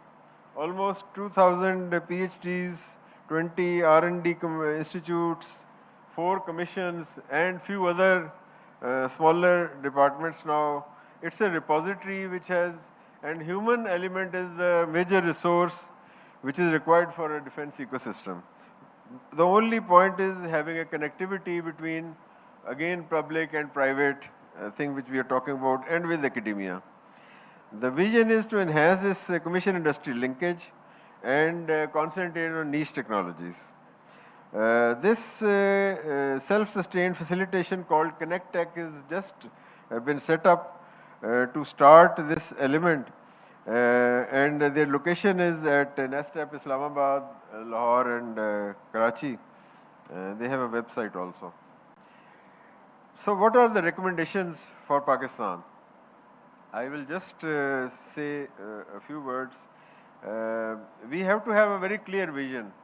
If we look at how something is done in the West and in the developed countries, this roadmap is absolutely clear. The projects are lined up for the next 5 years, which we call short term, then 10 and 15 years, which we call long term. So those long term perspective plans have to be well in advance for any meaningful work on them. The private industry is confused because we do a commitment with them and then we are not steadfast with that. We don't hold to our promises. This is very important to actually give them a commitment which are firm so that they can invest on the R&D or invest on the resources. We have to foster the public-private partnership, invest in the R&D and indigenous technologies, definitely, on both critical and emerging technologies because we are facing regimes and constraints. Enhance the export potential and form strategic partnerships, as already mentioned. Another set of recommendations is to modernize infrastructure and develop human capital. We can at least introduce specializations in our universities. We are producing generalists. You know, we have a horde of areas which are mix up, or you can say diluting the specialization side. So if we talk about the defense sector, then we have to have specialists in the defense technologies. And the name of the game is to have then a more higher level education and priorities on R&D. We should concentrate on smart weapons, bulletless wars. An ideal thing would be to have one window export-friendly facilitation cell, and by facilitation I mean a complete positivity and not bureaucratic hurdles. The last set of recommendations is explore and develop advanced materials. I already mentioned we have to be autonomous, and some very critical materials are necessary to develop stealth technologies, radar evasion, high temperature applications like for supersonic and hypersonic. So these are all required. Indigenization is the key. And finally, my recommendation, summing up all, is that we should have a singular technology development body at the national level on the lines of DARPA, SSB, BOMITEC, ATLA, whatever. We can have 10 examples, the successful examples where things have moved, and DRDO, of course, and our easterly neighbor, who are moving with these set of recommendations earlier to us. In order to catch up, we have to introduce, regulate, control product development and qualification through a cycle of requirements to perspective plan to conception, prototyping and tasking for production, which means program management for each system of systems. A technology umbrella is definitely required to oversee the pace of development as a long-term perspective plan. So this is pertinent. I hope the authorities pay heed to this. As a conclusion, the journey of business in the defense arena requires suppliers to navigate. Suppliers means all the stakeholders. Complex landscape of regulations, funding constraints, competitive barriers and technological advancements. These are the hurdles. Pakistan has made some progress in the strat domain, excellence in the strat domain, but some progress on the conventional domain. So this pace has to catch up.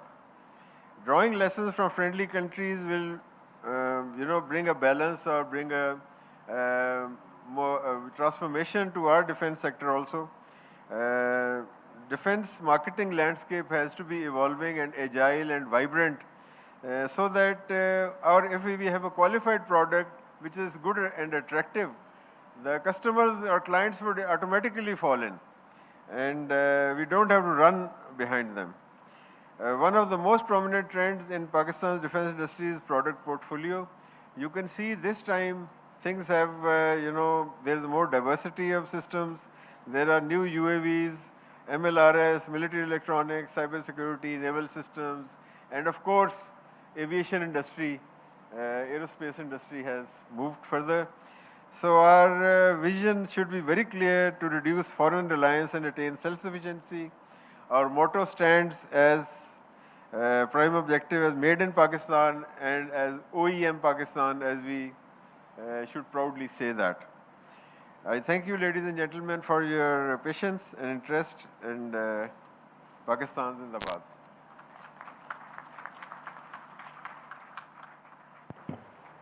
Thank you, sir. And our final speaker for the day, AVM Dr. 𝐿𝐴𝐼𝐃𝐒 is currently the Chief Project Director of the National Aerospace Science and Technology Park. So a slight change of, I think, taste here. We've been hearing about what these people have already done in their respective roles and their recommendations and ideas. And he's running one of those ideas right now. So let's see, Dr. 𝐿𝐴𝐼𝐃𝐒, tell us about the park and how you are putting into practice all of these things that we've been talking about. Thank you. Okay.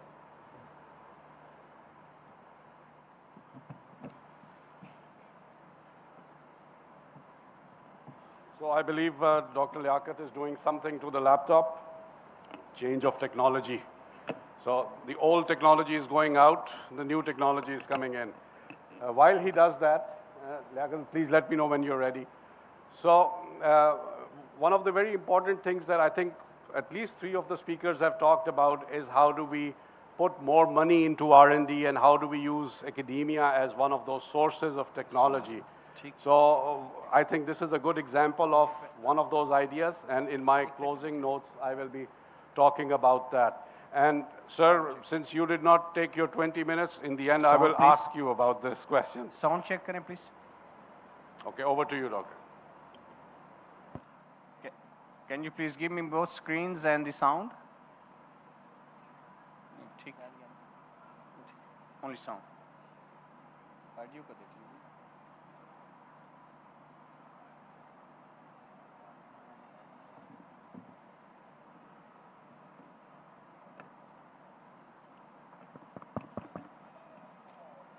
Do we have a sound specialist, please?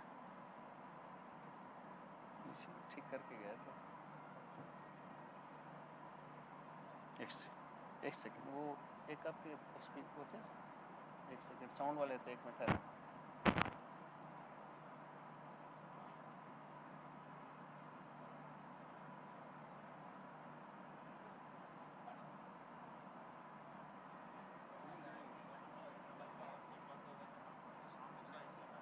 Ji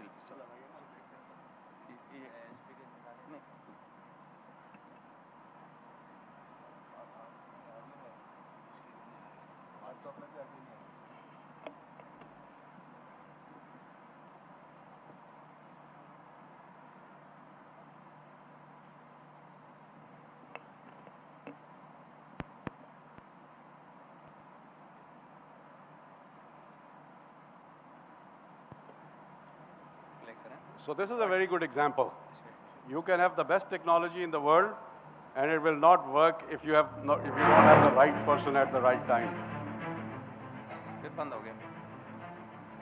And as a head of the innovation ecosystem of a university, this is exactly what we are trying to produce, is that manpower with that generalized and that specialist knowledge, so that the right industry and the right project manager has the right person when they need them. Do we have sound now? There we go. Okay. Bismillah ar-Rahman ar-Rahim. Excellency Dr. Ismail Dameer, Thank you so much, Excellency, for traveling so long. My mentors, instructors, colleagues, distinguished guests, it's an honor to give you an overview of a project of strategic national importance. As the Air Marshal has mentioned, this project would, inshallah, answer all the questions and the wishes that have been raised during the talks by our domestic speakers. I will be talking about the project of strategic national importance, which is called the National Aerospace Science and Technology Park, being led by the Pakistan Air Force on behalf of Government of Pakistan. Brief overview of my presentation is flashed on the screen. I'll give you background of the project, its concept, its current manifestation, where we're heading in the future. All will be covered in a very short, fast-paced presentation. Ladies and gentlemen, if we look at the national industrial journey of our country, we started off well. We started and established a Pakistan Industrial Development Corporation as early as in 1951. We established our Pakistan Council of Scientific and Industrial Research in 1951 as well, Planning Commission, and so on and so forth. Then there was a break in between, and we know in the national history, there was a tragedy. And that time, again, we tried to pick it up in post-1970s. Overall, if I summarize, Pakistan's policy has been reactive rather than proactive. An initial trajectory of industrial policy has shifted over time from import substitution and industrialization to nationalization in 1970s that almost killed us, and later privatization with the latest interest in public-private partnerships. Then Government of Pakistan also started to take a look at the international models, and Board of Investment to establish various special economic zones were established. 1995 we established Pakistan Soft Export Board.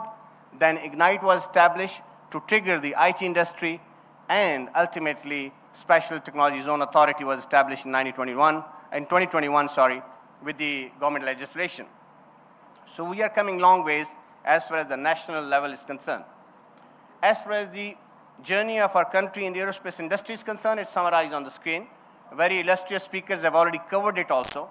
Pakistan Air Force has played a very major part in growing the national level organic industry and so on and so forth. Our strat organizations, commissions have done a wonderful job. And lately we're seeing that Pakistan Aerospace Council is bringing together the private sector. National Central Initiative of the Planning Commission is also noteworthy.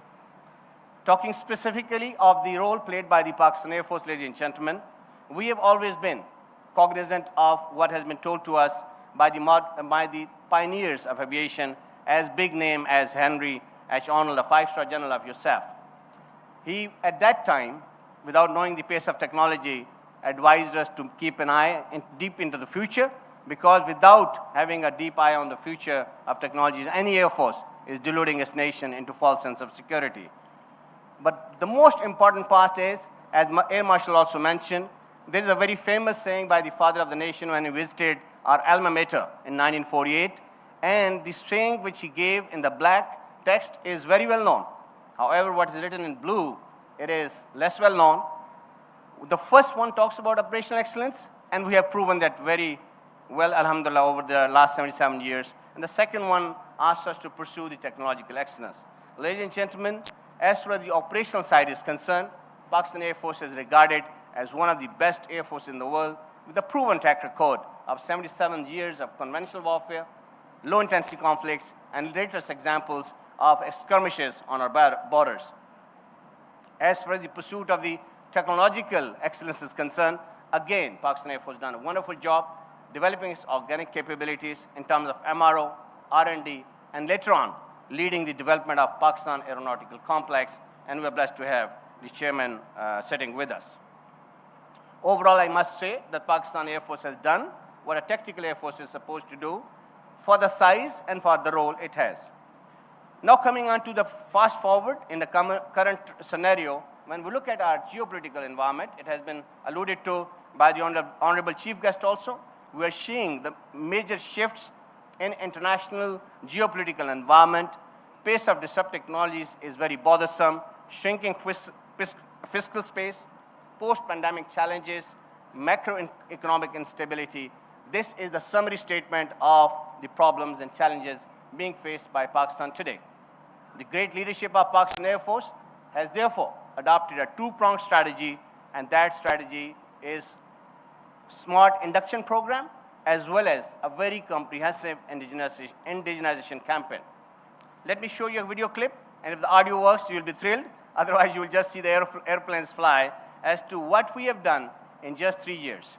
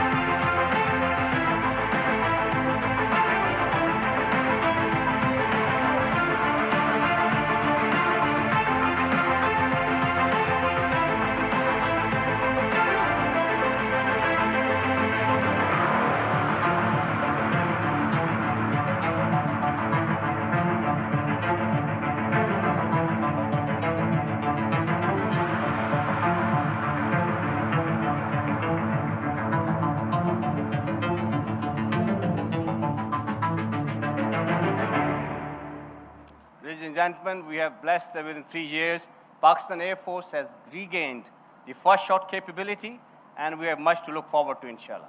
Now coming to the second part of the strategy, which is the comprehensive indigenization campaign. Under the leadership, a comprehensive consortium was formulated that consisted of various aerospace specialists, as well as specialists from the industry, finance, corporate sector, investments, and so on and so forth. This illustrious consortium formulated a very comprehensive concept. We have been talking of missing links between the triple ecosystem model, government, academia, and industry. In our personal reckoning of consortium, we find that in our country, our industry is not ready to absorb the R&D which is done in academia. And academia is disillusioned because of the no demand from the industrial side. What was missing is some catalyst that could be the hearts of which could be the house of, you can say, R&D, and that is NASTA. NASTA brings in 3 pillars together, and you will amply see that in my rest of my presentation. We aim to build an ecosystem which brings in all the important elements of design, research, innovation, and development on one platform and link them loosely who cannot be physically moved.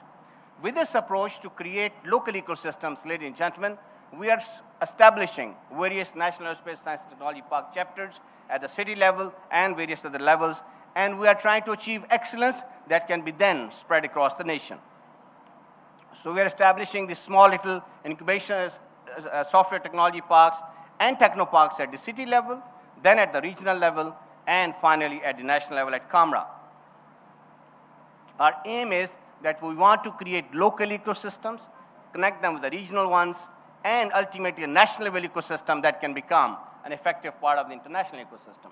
Ladies and gentlemen, we want to cover the breadth and depth of Pakistan with this approach, and I'm humbled to report to you that we have written 24 volumes of concept document, technology development roadmap, and procedure manuals. With this structured approach, ladies and gentlemen, it is also important to understand that we know that this is a very capital-intensive enterprise, but we are familiar that the dual-use technologies what you develop for the defense can be used in aerospace is also very important and give you sustainability.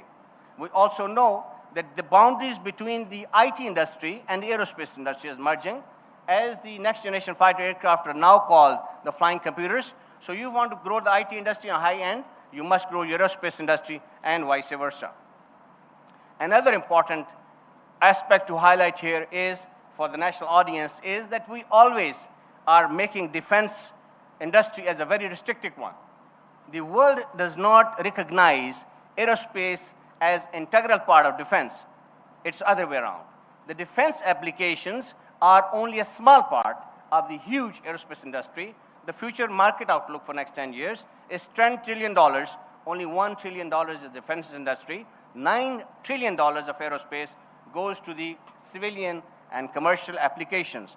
We must understand and recognize this fact. Otherwise, branding everything with defense actually puts on a lot of restrictions and does not let that R&D nurture. And as I mentioned, the dual use aspect of the aerospace industry makes it very sustainable. With these preamble, ladies and gentlemen, and founding concept, let me now give you the overview of where we are today physically, and I'll show you the 5 chapters that have been developed within just last 3 years, and I'll give you a very quick overview of each other. You will see the video on the left and the ecosystem elements on the right. This is our NASTAP Alpha chapter in Rawalpindi, Islamabad area.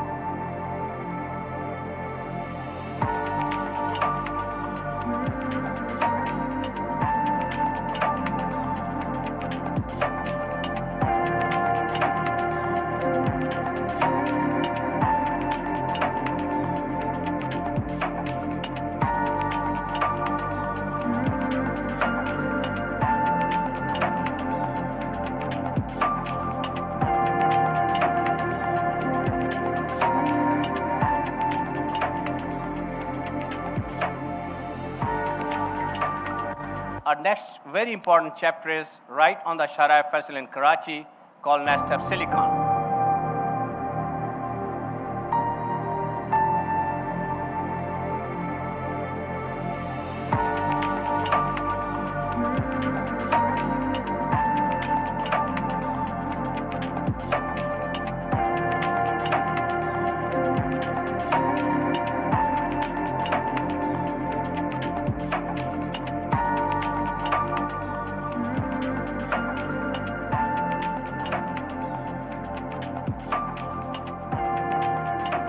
Our third chapter is located in Lahore. It is called NASTAP Delta.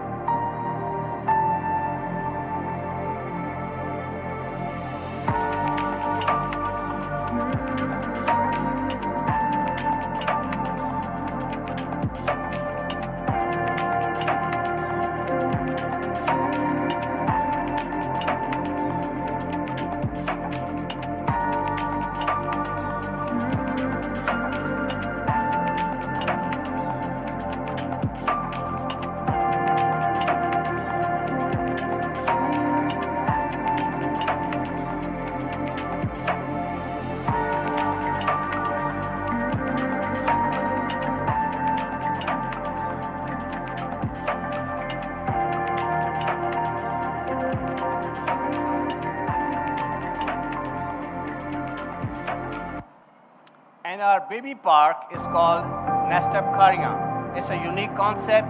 On one side you have the university, and on the other side you have the techno park for the companies and skill development.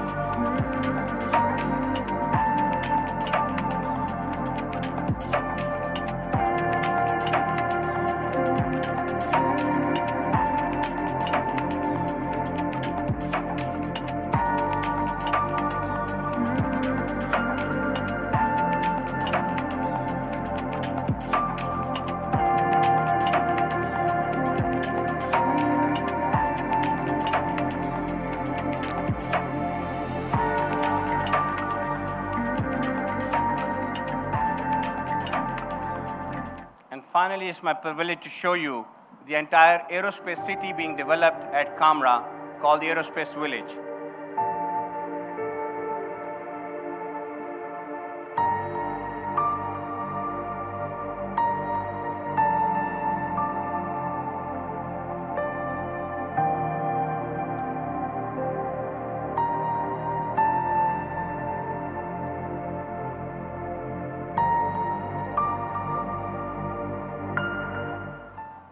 So ladies and gentlemen, I've given you a quick overview of the 5 great technology parks that have been developed by our great team. And I'm humbled that within 3 years we have been able to pull it off. Let me show you how we are organizing them. The total assets of NASTEP includes 5 parks and 5 technology companies, with various 5 chapters having different types of institutions. And then we have the Aerospace Design and Innovation Center. Except 𝐸𝐃𝐄𝐒, all the research and development centers are under DSS NASTEP, and the 𝐸𝐃𝐄𝐒 is under CEO 𝐸𝐃, Air Marshal Farhad.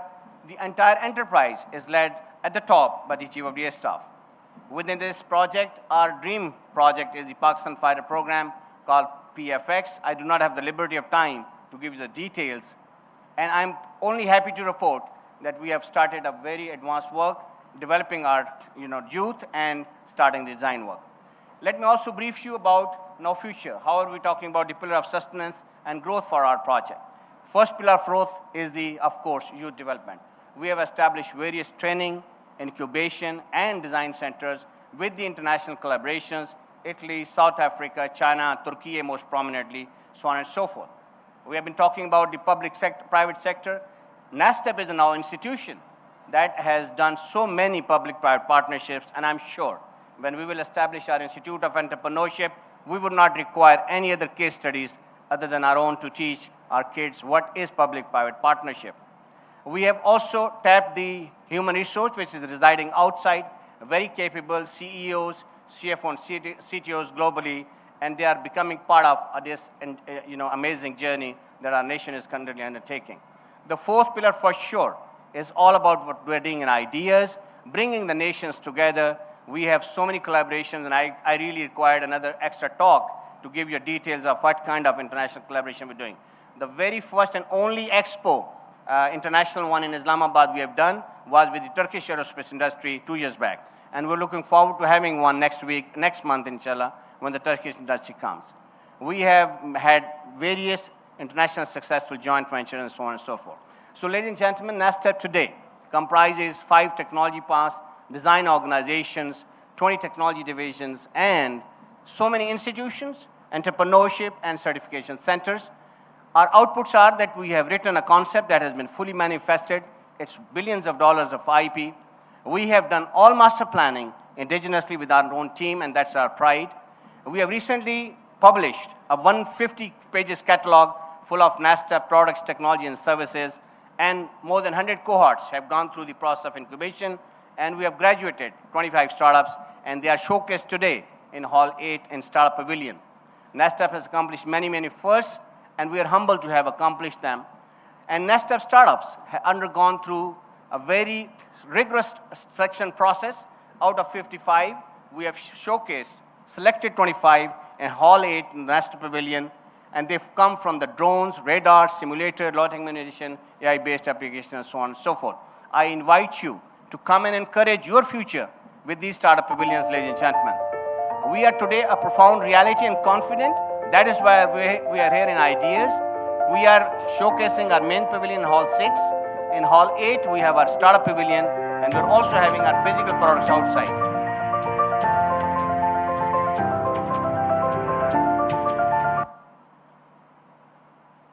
Ladies and gentlemen, to conclude my presentation and give you the way forward. NASTEP today is a very big, profound reality. It's a great project of strategic national importance. At the same time, it is a strategic project of Pakistan Air Force as well. It has become the branch of Pakistan Air Force, and as a very responsible entity, we are liable to all kinds of national and international compliances and audits. I have not been able to give you all details. I require another separate talk to tell you that NASTEP is not just a technology park. It's an institution, it's a university, it's a conglomerate R&D, it's a technology club, and so on and so forth. There are more than 13 identities of NASTEP. NASTEP is a strategic partner of Special Technology Zone Authority. Several of our parks have been identified, given the STZ status, while others are on their way. The secret recipe of NASTEP success, ladies and gentlemen, let me share with our national audience, is that we have found jewels in all the ministries, commissions, boards, etc. Usually people criticize the red tapeism and bureaucratic, but believe me, I am personally privy to this thing. We have some great people in our ministries, and they are the ones who are the heroes of this success.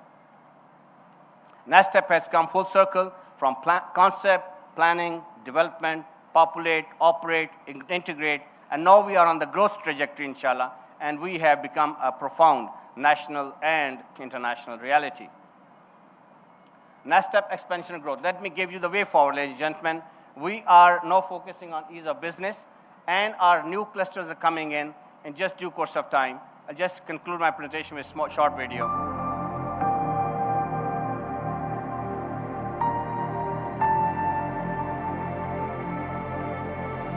So we are establishing various specialized focus clusters in just next few months time frame.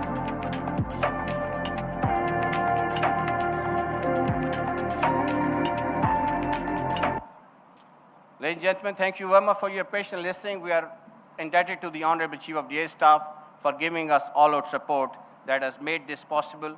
We are very grateful to the government of Pakistan for giving us all-out support. We have applied world-proven models, and we have come long ways. And we're looking forward that this project will eventually fulfill the national dream given to us by the father of the nation. We will continue to consolidate and take this forward. As mentioned earlier also, we are now focusing on creating a national level framework so that we can pursue the core objective, which is technologically and economically independent Pakistan with local and global partnerships. Thank you very much, ladies and gentlemen.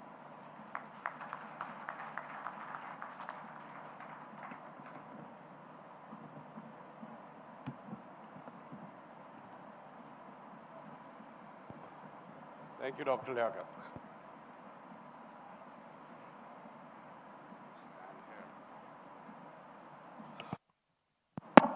So before I open the house for an interactive section and questions and answers, let me wind up what has been said by our speakers and the seminar today.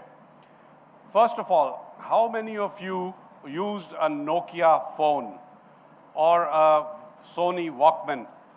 A lot of the gray-haired people, definitely. Some of the young people don't even know what a Walkman is.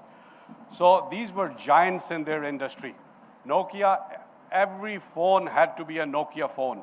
Every Walkman, every music player, every radio had to be a Sony radio for it to be the top of the world. What happened to these two companies, two giants? Somebody came up with a new idea. What that tells us is you don't just have to do what a superpower does. You don't have to go through the same processes that a giant went through. You can use your own processes. You don't copy. Become innovative.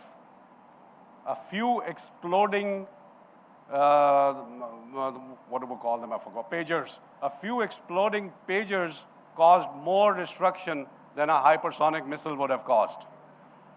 Be innovative. You don't have to copy big powers, which means our opportunity when we face these challenges. NUST as a university is an example of something like this. We tried to create a world-class university with 1/10, 1/100 the resources being spent by others. And today, if you go in Hall 8 and see the stall of NASTAP and NUST side by side, you will see what those young people have created. Very little resources, and they're competing in international competitions and winning second, thirds, and first prizes every year only because they're innovative. Innovation is more important than money, which means we have to create and sustain and facilitate systems of innovation, ecosystems of innovation. One of the major elements today, I said this in the introductory remarks also, is one line of software can cripple a country, which means software has to be seen as an industry not only by the commercial world, but as a defense industry. Software developers have to be seen in the same vein as Boeing and Lockheed developers. And therefore, similar level of government focus has to go towards software development and maybe creating software factories, for a lack of a better word. Therefore, government has to fund R&D. There is no two ways about it. There is no country in the world, including the United States, where the basic R&D and R&D to industry is not funded by the government. So I was checking the stats of MIT, probably the best university in terms of connection to industry. And it turns out that 60% of the research money that goes into MIT goes from the government, and only 20% flows from the industry. Yes, that 20% is a large number, but only 20% of the R&D funding of MIT goes from industry. The rest goes from the government. Government has to support R&D. There are no two other ways about it. And therefore, as many of our speakers talked today, R&D in academia and creating centers where that R&D can be converted to useful, productable items. Collaboration has to happen. Our collaboration with the Turkish defense industries, Turkish academia, Chinese industry, and so many other friends has been a good example of how to do it. Believe me, this is going to become more and more important as days go. Today, the development of software takes the power from a giant like Lockheed or Boeing into a garage where a young person can hack into a defense network and cripple your eyes and ears. So what do?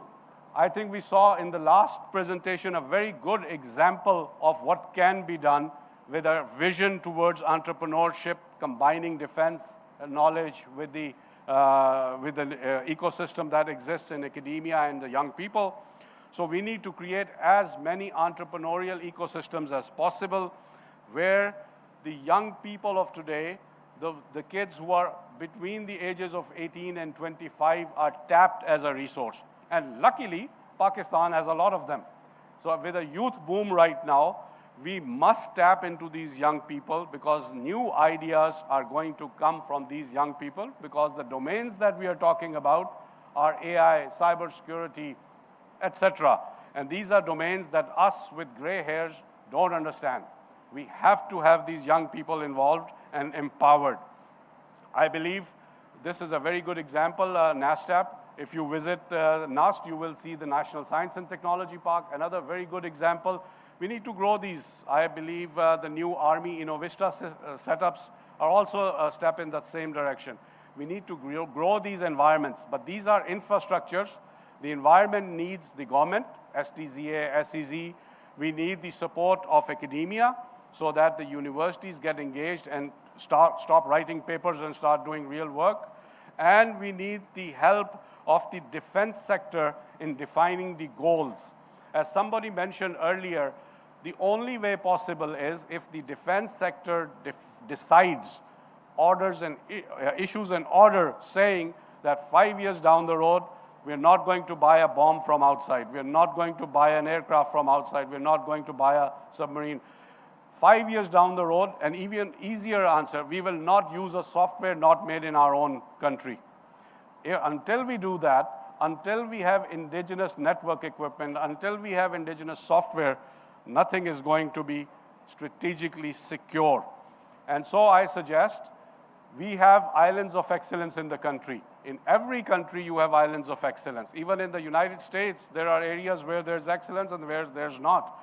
So in Pakistan also, we have lots of islands of excellence. Work towards growing those islands of excellence. Add 10 feet to that island every year. That should be our goal. Let's not try and create new islands. It's a difficult thing, ask UAE. But grow your islands of excellence. So everywhere you have people who are capable and everywhere where you have people who are willing to work, give them a little bit more resources so that you add 2 more people and 10 more desks. Finally, we must recognize as defense people that now technology comes from the civil sector into the defense. The trend has changed. We no longer have technology being developed by the defense and going into the civil sector. It has reversed. Now Googles and Metas are going to create the chatbots and the AI systems that you will have to employ in defense. Therefore, the civil sector has to be taken on board very, very strongly. They have to be brought into this ecosystem almost as a KPI. So if the Defense Production Ministry, if the Defense Ministry, if the industrial ministries make it a KPI that so many civil partners have been added to the defense sector every year, you'll see all the results. In the end, I would say, I think there's nothing more important than supporting the youth with the facilitation and the money and the resources that they need to change the world. We, our generation, have created enough problems. Let them now solve them. They are smart, much smarter than us. Go to Hall 8. if you want to see how smart these youngsters are. Thank you very much. I would like to now open the hall for any questions. Please identify yourself. Do not take too long. We have armed people here. If you take more than 2 minutes asking a question, we will escort you out. Ask a good question. Nominate a person to answer you, please. Over there, please.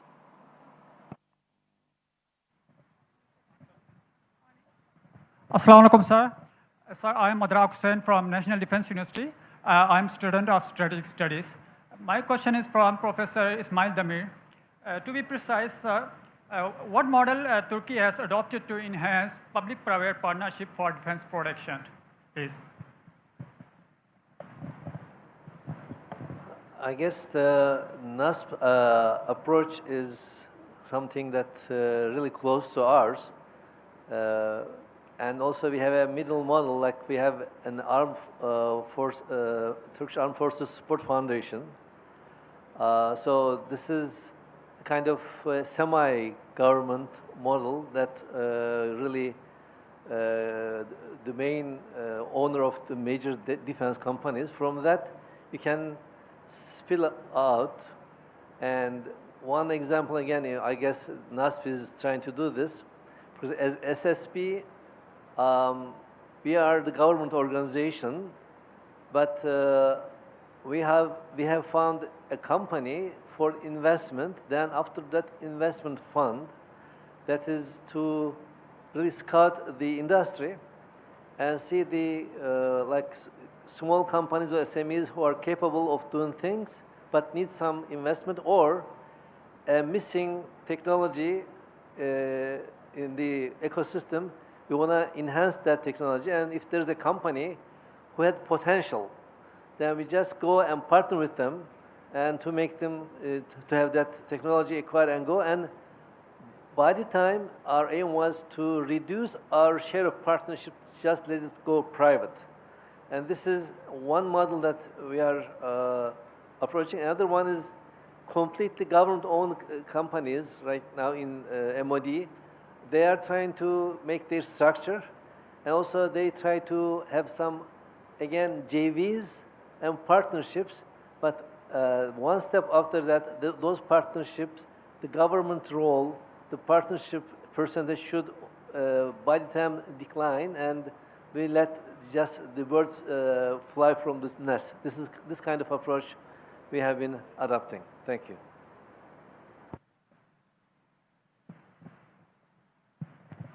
Assalamu alaikum. My name is Shafkat Rasool. I am research associate in NIMA, Karachi. So my question is, what role can international partners play in enhancing defense productions of Pakistan? Like-minded country like Turkey, China, and Russia is keen to good relation with Pakistan. Thank you. Anyone can give me answer. Thank you. Being one of the international partners, I can go for this. Of course, it is the partnership is some kind of flagship programs. For example, it is a very good ground for partnership, or some kind of specific technology could be a ground for partnership. One key model here is if a partner is more advanced than the others, or like in collaboration, the aim should be just to share what you have openly and put your efforts, joint efforts, to have a better. What happens that, let's say Turkey and Pakistan is collaborating and we have some technology that more advanced, we can open this technology truly, openly, or some other brother countries as well. And then whatever investment you have been planning to acquire the technology, we can put these resources for the next generation so that we can have a lot of synergy coming out of. This is a very important factor. And as we know, all the resources are scarce, so we need more resources. So we don't have anything to waste. That kind of collaboration should be very smart, target-oriented, and also transparent, and maybe a spirit of openness. This spirit of openness will not come directly from the companies itself. Governments should oversee the process, push the process, and this is the way to open up. Otherwise, as I tried to mention in my speech, the companies by themselves go up to a certain point unless government pushes, because there is a strategic alliance model among the countries that serves strategic really benefits of each country. Thank you. Sir Farhad, if you would like to add something, sir. Yes, jointness actually means two parties sit together, share technologies. That's the biggest advantage of jointness, because everything you do not have of your own. You need to learn from others also. Through common work, shared work, develop common labs, and then come out with programs that develop the industry to industry relationship. It reduces your cost because two sides then chip into the development program. That is one advantage. Second advantage of this is you develop industry to industry relationship. That means one project can possibly lead to many projects of the same type. Our example is very clear. GF-17 program, we jointly developed with China. We spent half the money, half they spend. And we had joint manpower sharing concept. And therefore, we developed it together. Now we are involved into sales and marketing together. And we are now getting into various other domains for joint work. So therefore, there is nothing but gain and gain in jointness. You learn technologies, you learn from others, and get to move forward faster than normal speed. Thank you. Thank you. Our program director, my name is Bantu Holomisa from South Africa. I'm a Deputy Minister of Defense in South Africa. On behalf of the Republic of South Africa, I extend our heartfelt gratitude to the organizers of the IDS 2024 seminar for this invaluable platform and for your warm hospitality. Mine is just a comment. South Africa looks forward to deepening its cooperation with the military industry in Pakistan and across the globe. With DENEL and AMSCO now operating under the South African National Defence Force, we are eager to share our expertise and cutting-edge technology with the world, fostering collaboration for a more secure future. Finally, as we embrace the evolving landscape of defense, we recognize the critical shift from conventional warfare to the integration of advanced technologies, such as artificial intelligence and information technology. However, it is vital that we emphasize the importance of discipline and ethical oversight to secure, or rather to ensure, these capabilities are harnessed responsibly for the greater good and not for misuse. Thank you very much. Thank you very much, sir, for your comments, and thank you very much for coming to Pakistan and joining us in this. Assalamu alaikum, everybody. This is Noreen Ghaffar. I'm the Executive Committee member at Rawalpindi Chamber of Commerce and Industry. Very heartening to witness. We're talking about collaborations. We're talking about synergies. Industry को represent करते हैं हम लोग. Memon community से ताल्लुक है मेरा from Karachi. Academia के लिए मेरा एक सवाल है कि academia में हम जाते हैं business community के as a jury member जाते हैं. We go there as a guest speakers. But value proposition बहुत ज़्यादा mandatory है, जो कि missing part है, जो कि अगर हम अपना वक्त निकाल के जा रहे हैं और हम अपना पैसा लगाने के लिए भी तैयार हैं, तो उसमें जो commercialization का impact है, जो कि industry academia की तरफ से हमें दिखना चाहिए, थोड़े से bits and pieces हम कर सकते हैं उसके अंदर. But that is a very, very missing element. और जितने भी tech startups हैं, last thing, tech startups हैं, they are doing wonders, but the commercialization part is missing. कि what is in it, the business model. So business modeling के ऊपर थोड़ा सा focus रखें simultaneously. The product is being developed, wow, but it has to be given a projection on the international and the local market as well. Thank you very much. Thank you very much, ma'am. And you're absolutely right. This is a weak link.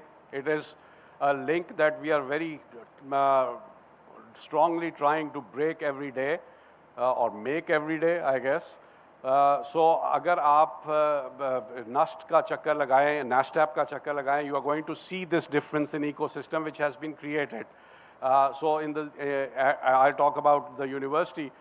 We have an ecosystem and an office which is called the Innovation and Commercialization Office of NAST, and the director is sitting here somewhere. They have already licensed about 100 patents to industry. So this connectivity has only happened in the last 3 odd years. Our startup ecosystem has already graduated over 130 startups, and they have, mashallah, now SMEs and making money. So you have those, as I was saying in my talk, you have those islands of excellence, very small. Out of the 200 universities, maybe 5 or 10 are doing this, but they're very small. We need the help of the industry to grow them. The universities are not going to be able to do this ourselves, and we need the help of the government to do this in terms of incentivizations, etc. But you have be encouraged at least by the fact that this is happening, and we would very much look forward to your role in helping us grow this system. Right now, NAST has a partnership with 16 other universities in which we are collaboratively linking up with industry. NAST right now has 2 offices in Chambers of Commerce, one in Sialkot and one in the site associations. So this partnership is being grown by both sides, alhamdulillah. Thank you very much. Assalamu alaikum. My name is Sidra and I am from National Defense University, Islamabad. I have a question for Dr. Ismail Damir. Sir, what steps have been taken to establish regulatory and financial support mechanism that will enable small and medium-sized enterprises to more effectively engage with and contribute to Turkey's defense sector? Thank you.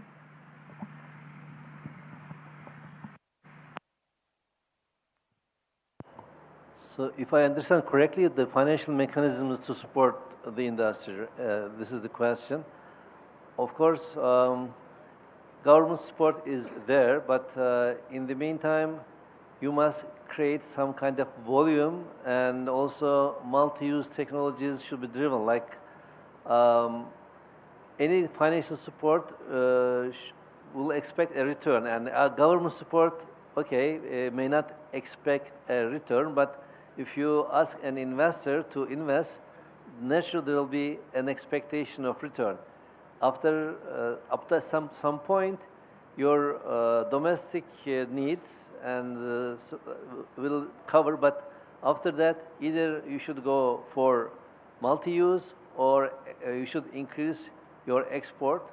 There are so many incentives in the government, not only in defense oriented, but Ministry of Industry and Technology has a lot of research support, and interestingly, many of the companies are not aware of the fact how vast this support is. I mean, this is a kind of bureaucracy, but in the meantime, making bureaucracy easier will make them to reach these kind of financial supports. And at some point, for example, we requested some, let's say, official banks, government banks, to give some special treatment to defense companies that they have accepted. So this may be a last resort you can go, but even we can do this time to time. But after a while, technology is something common. It's not just for defense. As General stated out, for example, in aviation, 80% goes civilian area, 20% defense. So anything that you develop, you must have a an idea to make it civilian and consumer use, this is going to be another support. And a direct financial support will be a short term always. A company should have some kind of volume and capability or capacity to sell to make it sustainable. Hello, sir. Assalamu alaikum. Myself, Munir Miman. I'm a journalist, and my question is from Dr. Athar Usama Saab. Dr. Saab, it's a known fact that Pakistan's population is based on youth, and our 60% youth, though it's the biggest strength, but if the strength does not have the right education, and with these gadgets in their hands, and we know that these gadgets can be very helpful, but if you do not have the right kind of education, this can be deadly dangerous. And that is how inflicted the polarization in our society. What do you think that we should be doing to stop this thing and just limit the polarization? Because having all these weapons and big guns and machines, we all know the Pakistan's defense capabilities. But this is something which is hammering Pakistan for over a decade or so. Thank you, sir.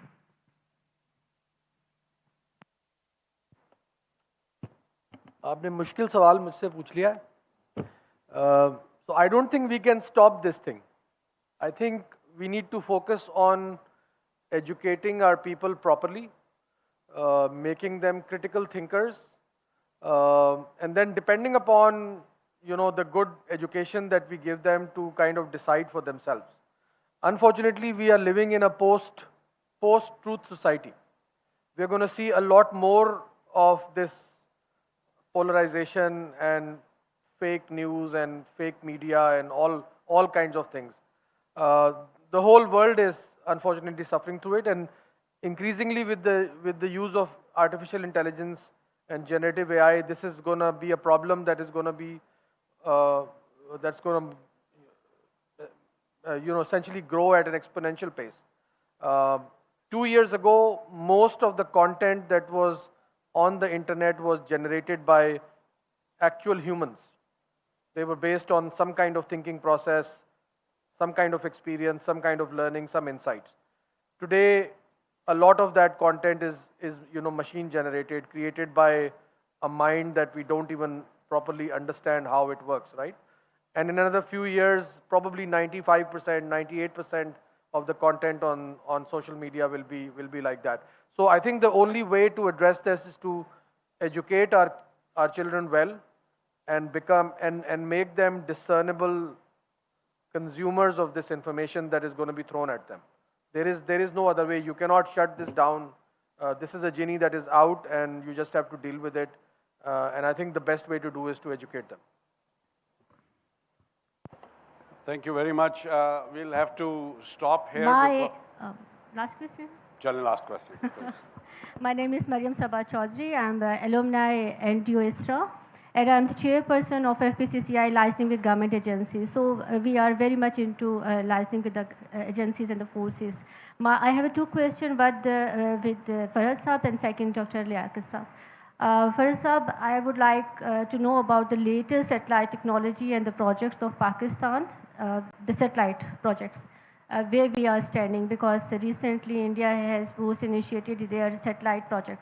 My second question is with Dr. Adnan Saab. Sir, I have really missed the main business partner of Pakistan, the business community, FPCCI, Federation of Pakistan Chamber of Commerce Industry, in your honogram.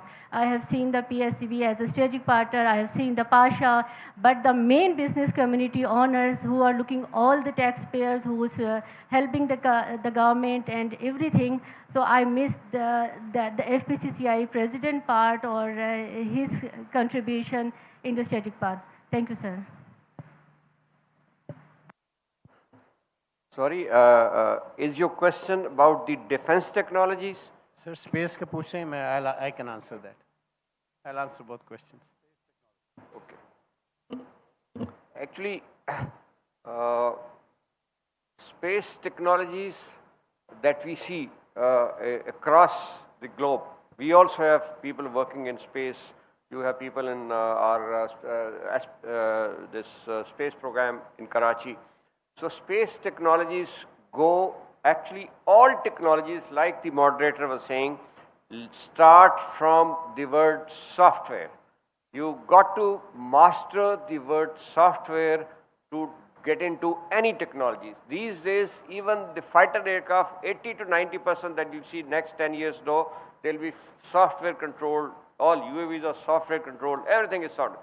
So first technology that will help you get into the space technologies and master those is learning the software.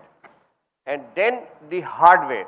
Hardware, we're not too good in it in terms of, why? Because we are, like I told you in my presentation, we have been getting technologies, purchasing the products. We've not been making the products, like ex-chairman NASCOM also said, we need to become OEMs. So we are short of hardware technologies.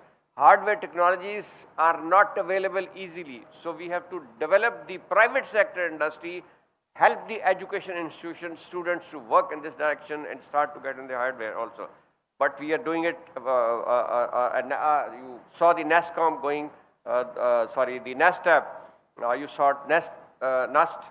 So all institutions are working in it, but we need to accelerate at a faster pace through academia-industry relationship. Okay, ma'am, as far as your first question was concerned, I will just add on to that. NASTAP has more than 20 divisions I mentioned. One of the major divisions of NASTAP is Space Systems Division. And we are very comprehensively and very aggressively following not only the lost mileage, but also trying to leverage the now nanotechnologies, microtechnologies.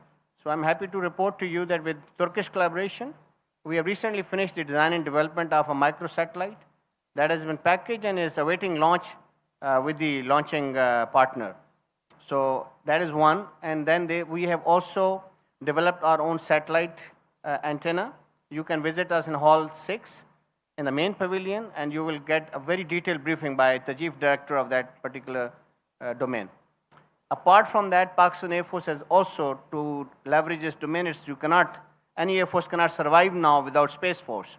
And you will see a global trend also, many Air Forces launching the Space Forces. Our Wadi Chief of the Air Staff has formally announced the Pakistan Air Force Space Force. So you cannot call it Pakistan Space Force or PF Space Force. That has been formally launched, so there's an operational side to it, there's a development side to it, and we're leveraging it. For the second part, I can only apologize, and I can assure you that next presentation I gave on big forum, FPCCI will be there. Thanks for inviting me to your stall. Because of the commitments, I couldn't come over. I will come over and meet you today as well. Thank you. Assalamu alaikum wa rahmatullah. Thank you. Assalamu alaikum. I am Moazzam Toor, CEO of Capital Engineering Corporation. Please, people who have the mics, no more questions after this. Sir, just flash. Yes. So I am doing indigenization, local development of aerospace, world's only 100% blind technologist. I am doing aerospace indigenization and supporting the entire SPD in different areas, mechanical, metallurgy, electronics, and so on. So my question is that I have been also involved with academics. I am a member of National Curriculum Review Committee in the aerospace, representing industry of Pakistan in HEC. So my question is that the real problem is the integrated, well-defined, well-worked policy for localization, which is non-existing at this very moment, making us a real big issue, and that is the biggest impediment. Because if we have a well-defined, well-worked, researched indigenization policy for public, private, and defense sector, then this country can go very fast toward the localization of both software and hardware. So I want to know the comment. The other aspect is that even if we buy one product, but if we have good policy, we can do reverse engineering. And this I have done in last 35 years and developed more than 150 aerospace products with blind eyes and with no money and no infrastructure. Thank you very much, sir. So thank you very much, and thank you very much for attending the session. It's an honor having you here. I met you a little while ago. I'm at the National University of Sciences and Technology, and I heard some of the things that you have done. It's an inspiring tale for anybody. You're absolutely right. The policy level has to happen. it's not that we don't have a policy. The policy has been created and modified many times. It's more about implementing it. And on my own personal level, I believe that these small efforts that are happening, including today's session, are part of that growth and the evolution that we are going towards.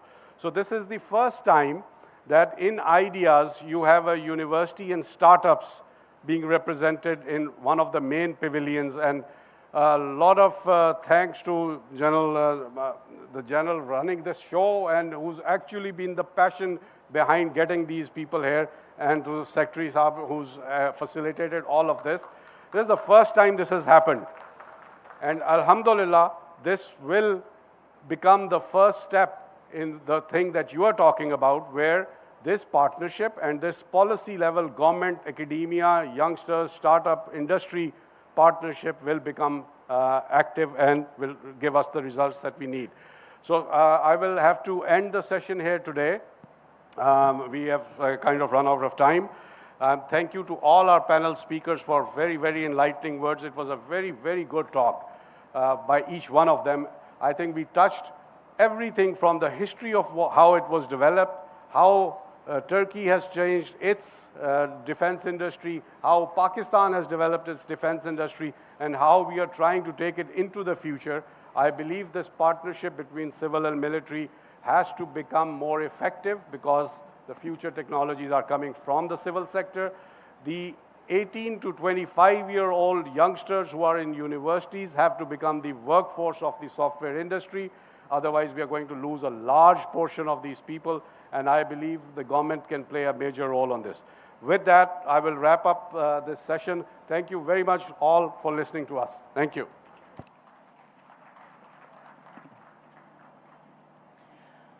Ladies and gentlemen, this marks the end of our thematic session. I thank the esteemed guest speakers and moderators for their valuable insight and deliberations. I would encourage you all to give a big round of applause to our speakers and moderator. The moderator and speakers are requested to take their seats in the audience so that we can move towards the closing session of the seminar.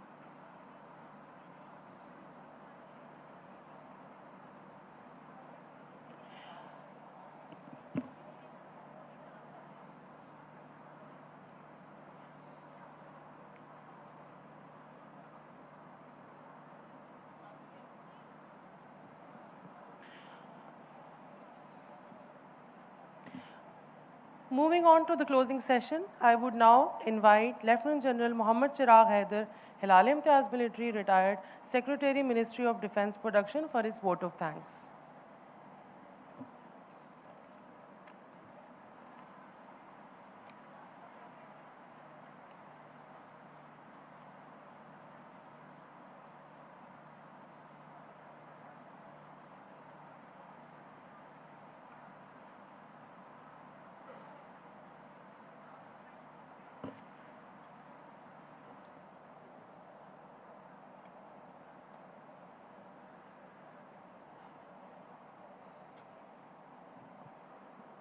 Bismillahirrahmanirrahim. Distinguished guests, esteemed panelists, ladies and gentlemen, Assalamu alaikum. As we conclude this enlightening session, I would like to extend my gratitude to each one of you for taking the time and joining us for a very important discourse on Pakistan's defense production potential, its challenges, opportunities, and the way forward. Ladies and gentlemen, as we conclude today's session, we are reminded that while the road to enhancing Pakistan's defense production potential is challenging, it is simultaneously rewarding too. After today's session, we can better appreciate the importance of technological advancement, innovation, and strategic collaboration in overcoming obstacles and unlocking the comprehensive potential of our industry. The journey ahead requires a joint and synergetic effort from all stakeholders as we remain committed to fostering an environment of growth, collaboration, and excellence in our defense sector. On behalf of the Government of Pakistan, I would like to take this opportunity to express our steadfast commitment to supporting the development of indigenous defense production capabilities, ensuring that Pakistan remains self-reliant and resilient in the face of evolving security challenges. Ladies and gentlemen, I would like to express my sincere thanks and gratitude to our distinguished speakers and the moderator, particularly Dr. Ismail Damir, who came all the way from Turkey to share his invaluable perspective with the audience. Thanks a lot, sir.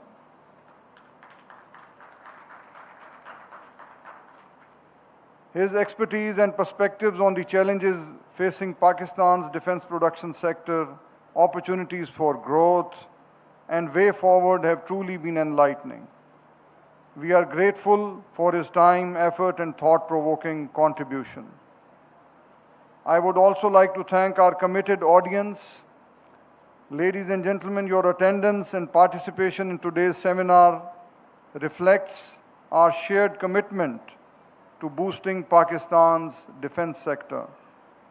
Your questions, your comments, and feedback have enriched our understanding and shall complement our collective effort for seizing opportunities and overcoming challenges. Before concluding, I would like to appreciate DEPO's organizing team and ISRA for their dedicated contributions and meticulous planning in making this event a tremendous success. Thank you all once again for your participation and support. Pakistan, Paindabad.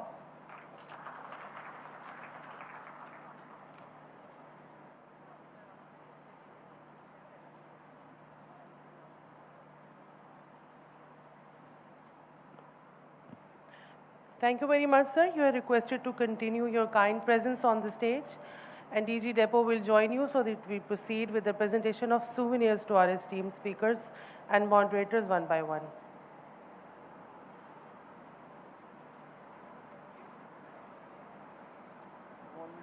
Center.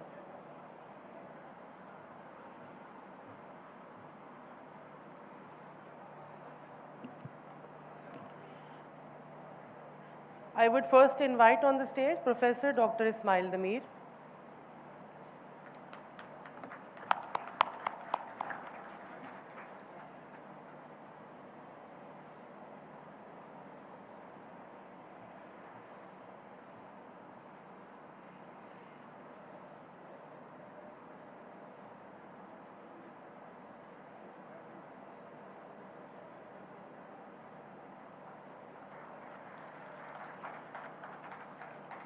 Air Marshal Farhat Hussain Khan, retired.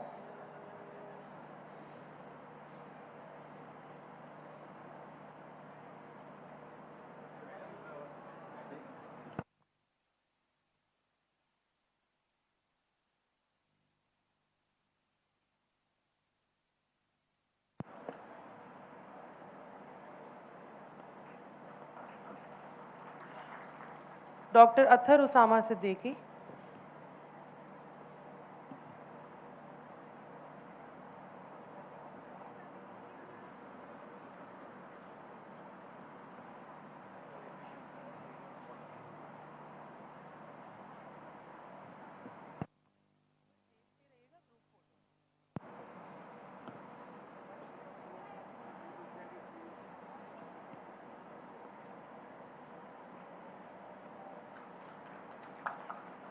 Dr. Nabil Hayat Malik.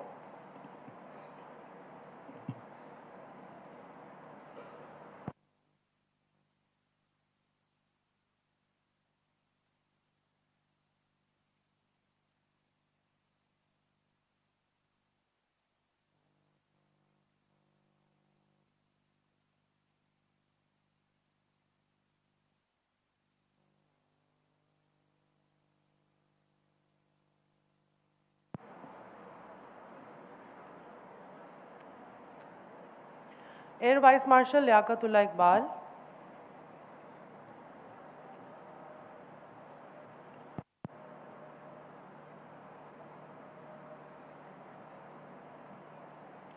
And lastly, Air Vice Marshal Dr. Rizwan Riaz, retired.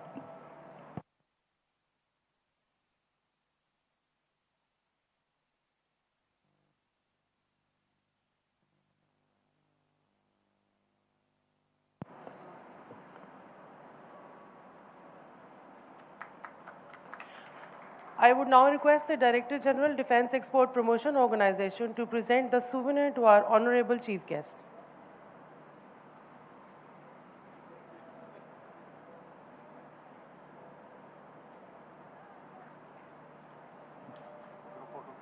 I would now request the speakers moderators to kindly assemble for a group photo in the center of the stage.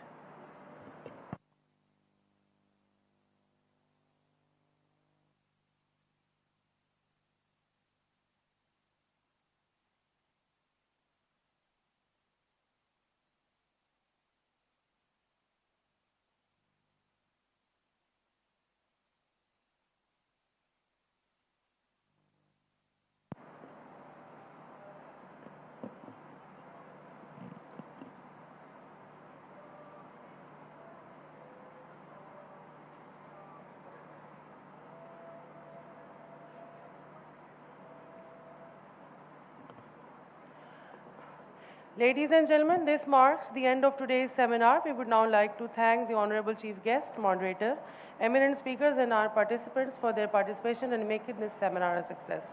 Allah Hafiz, Pakistan Zindabad, long live Pakistan.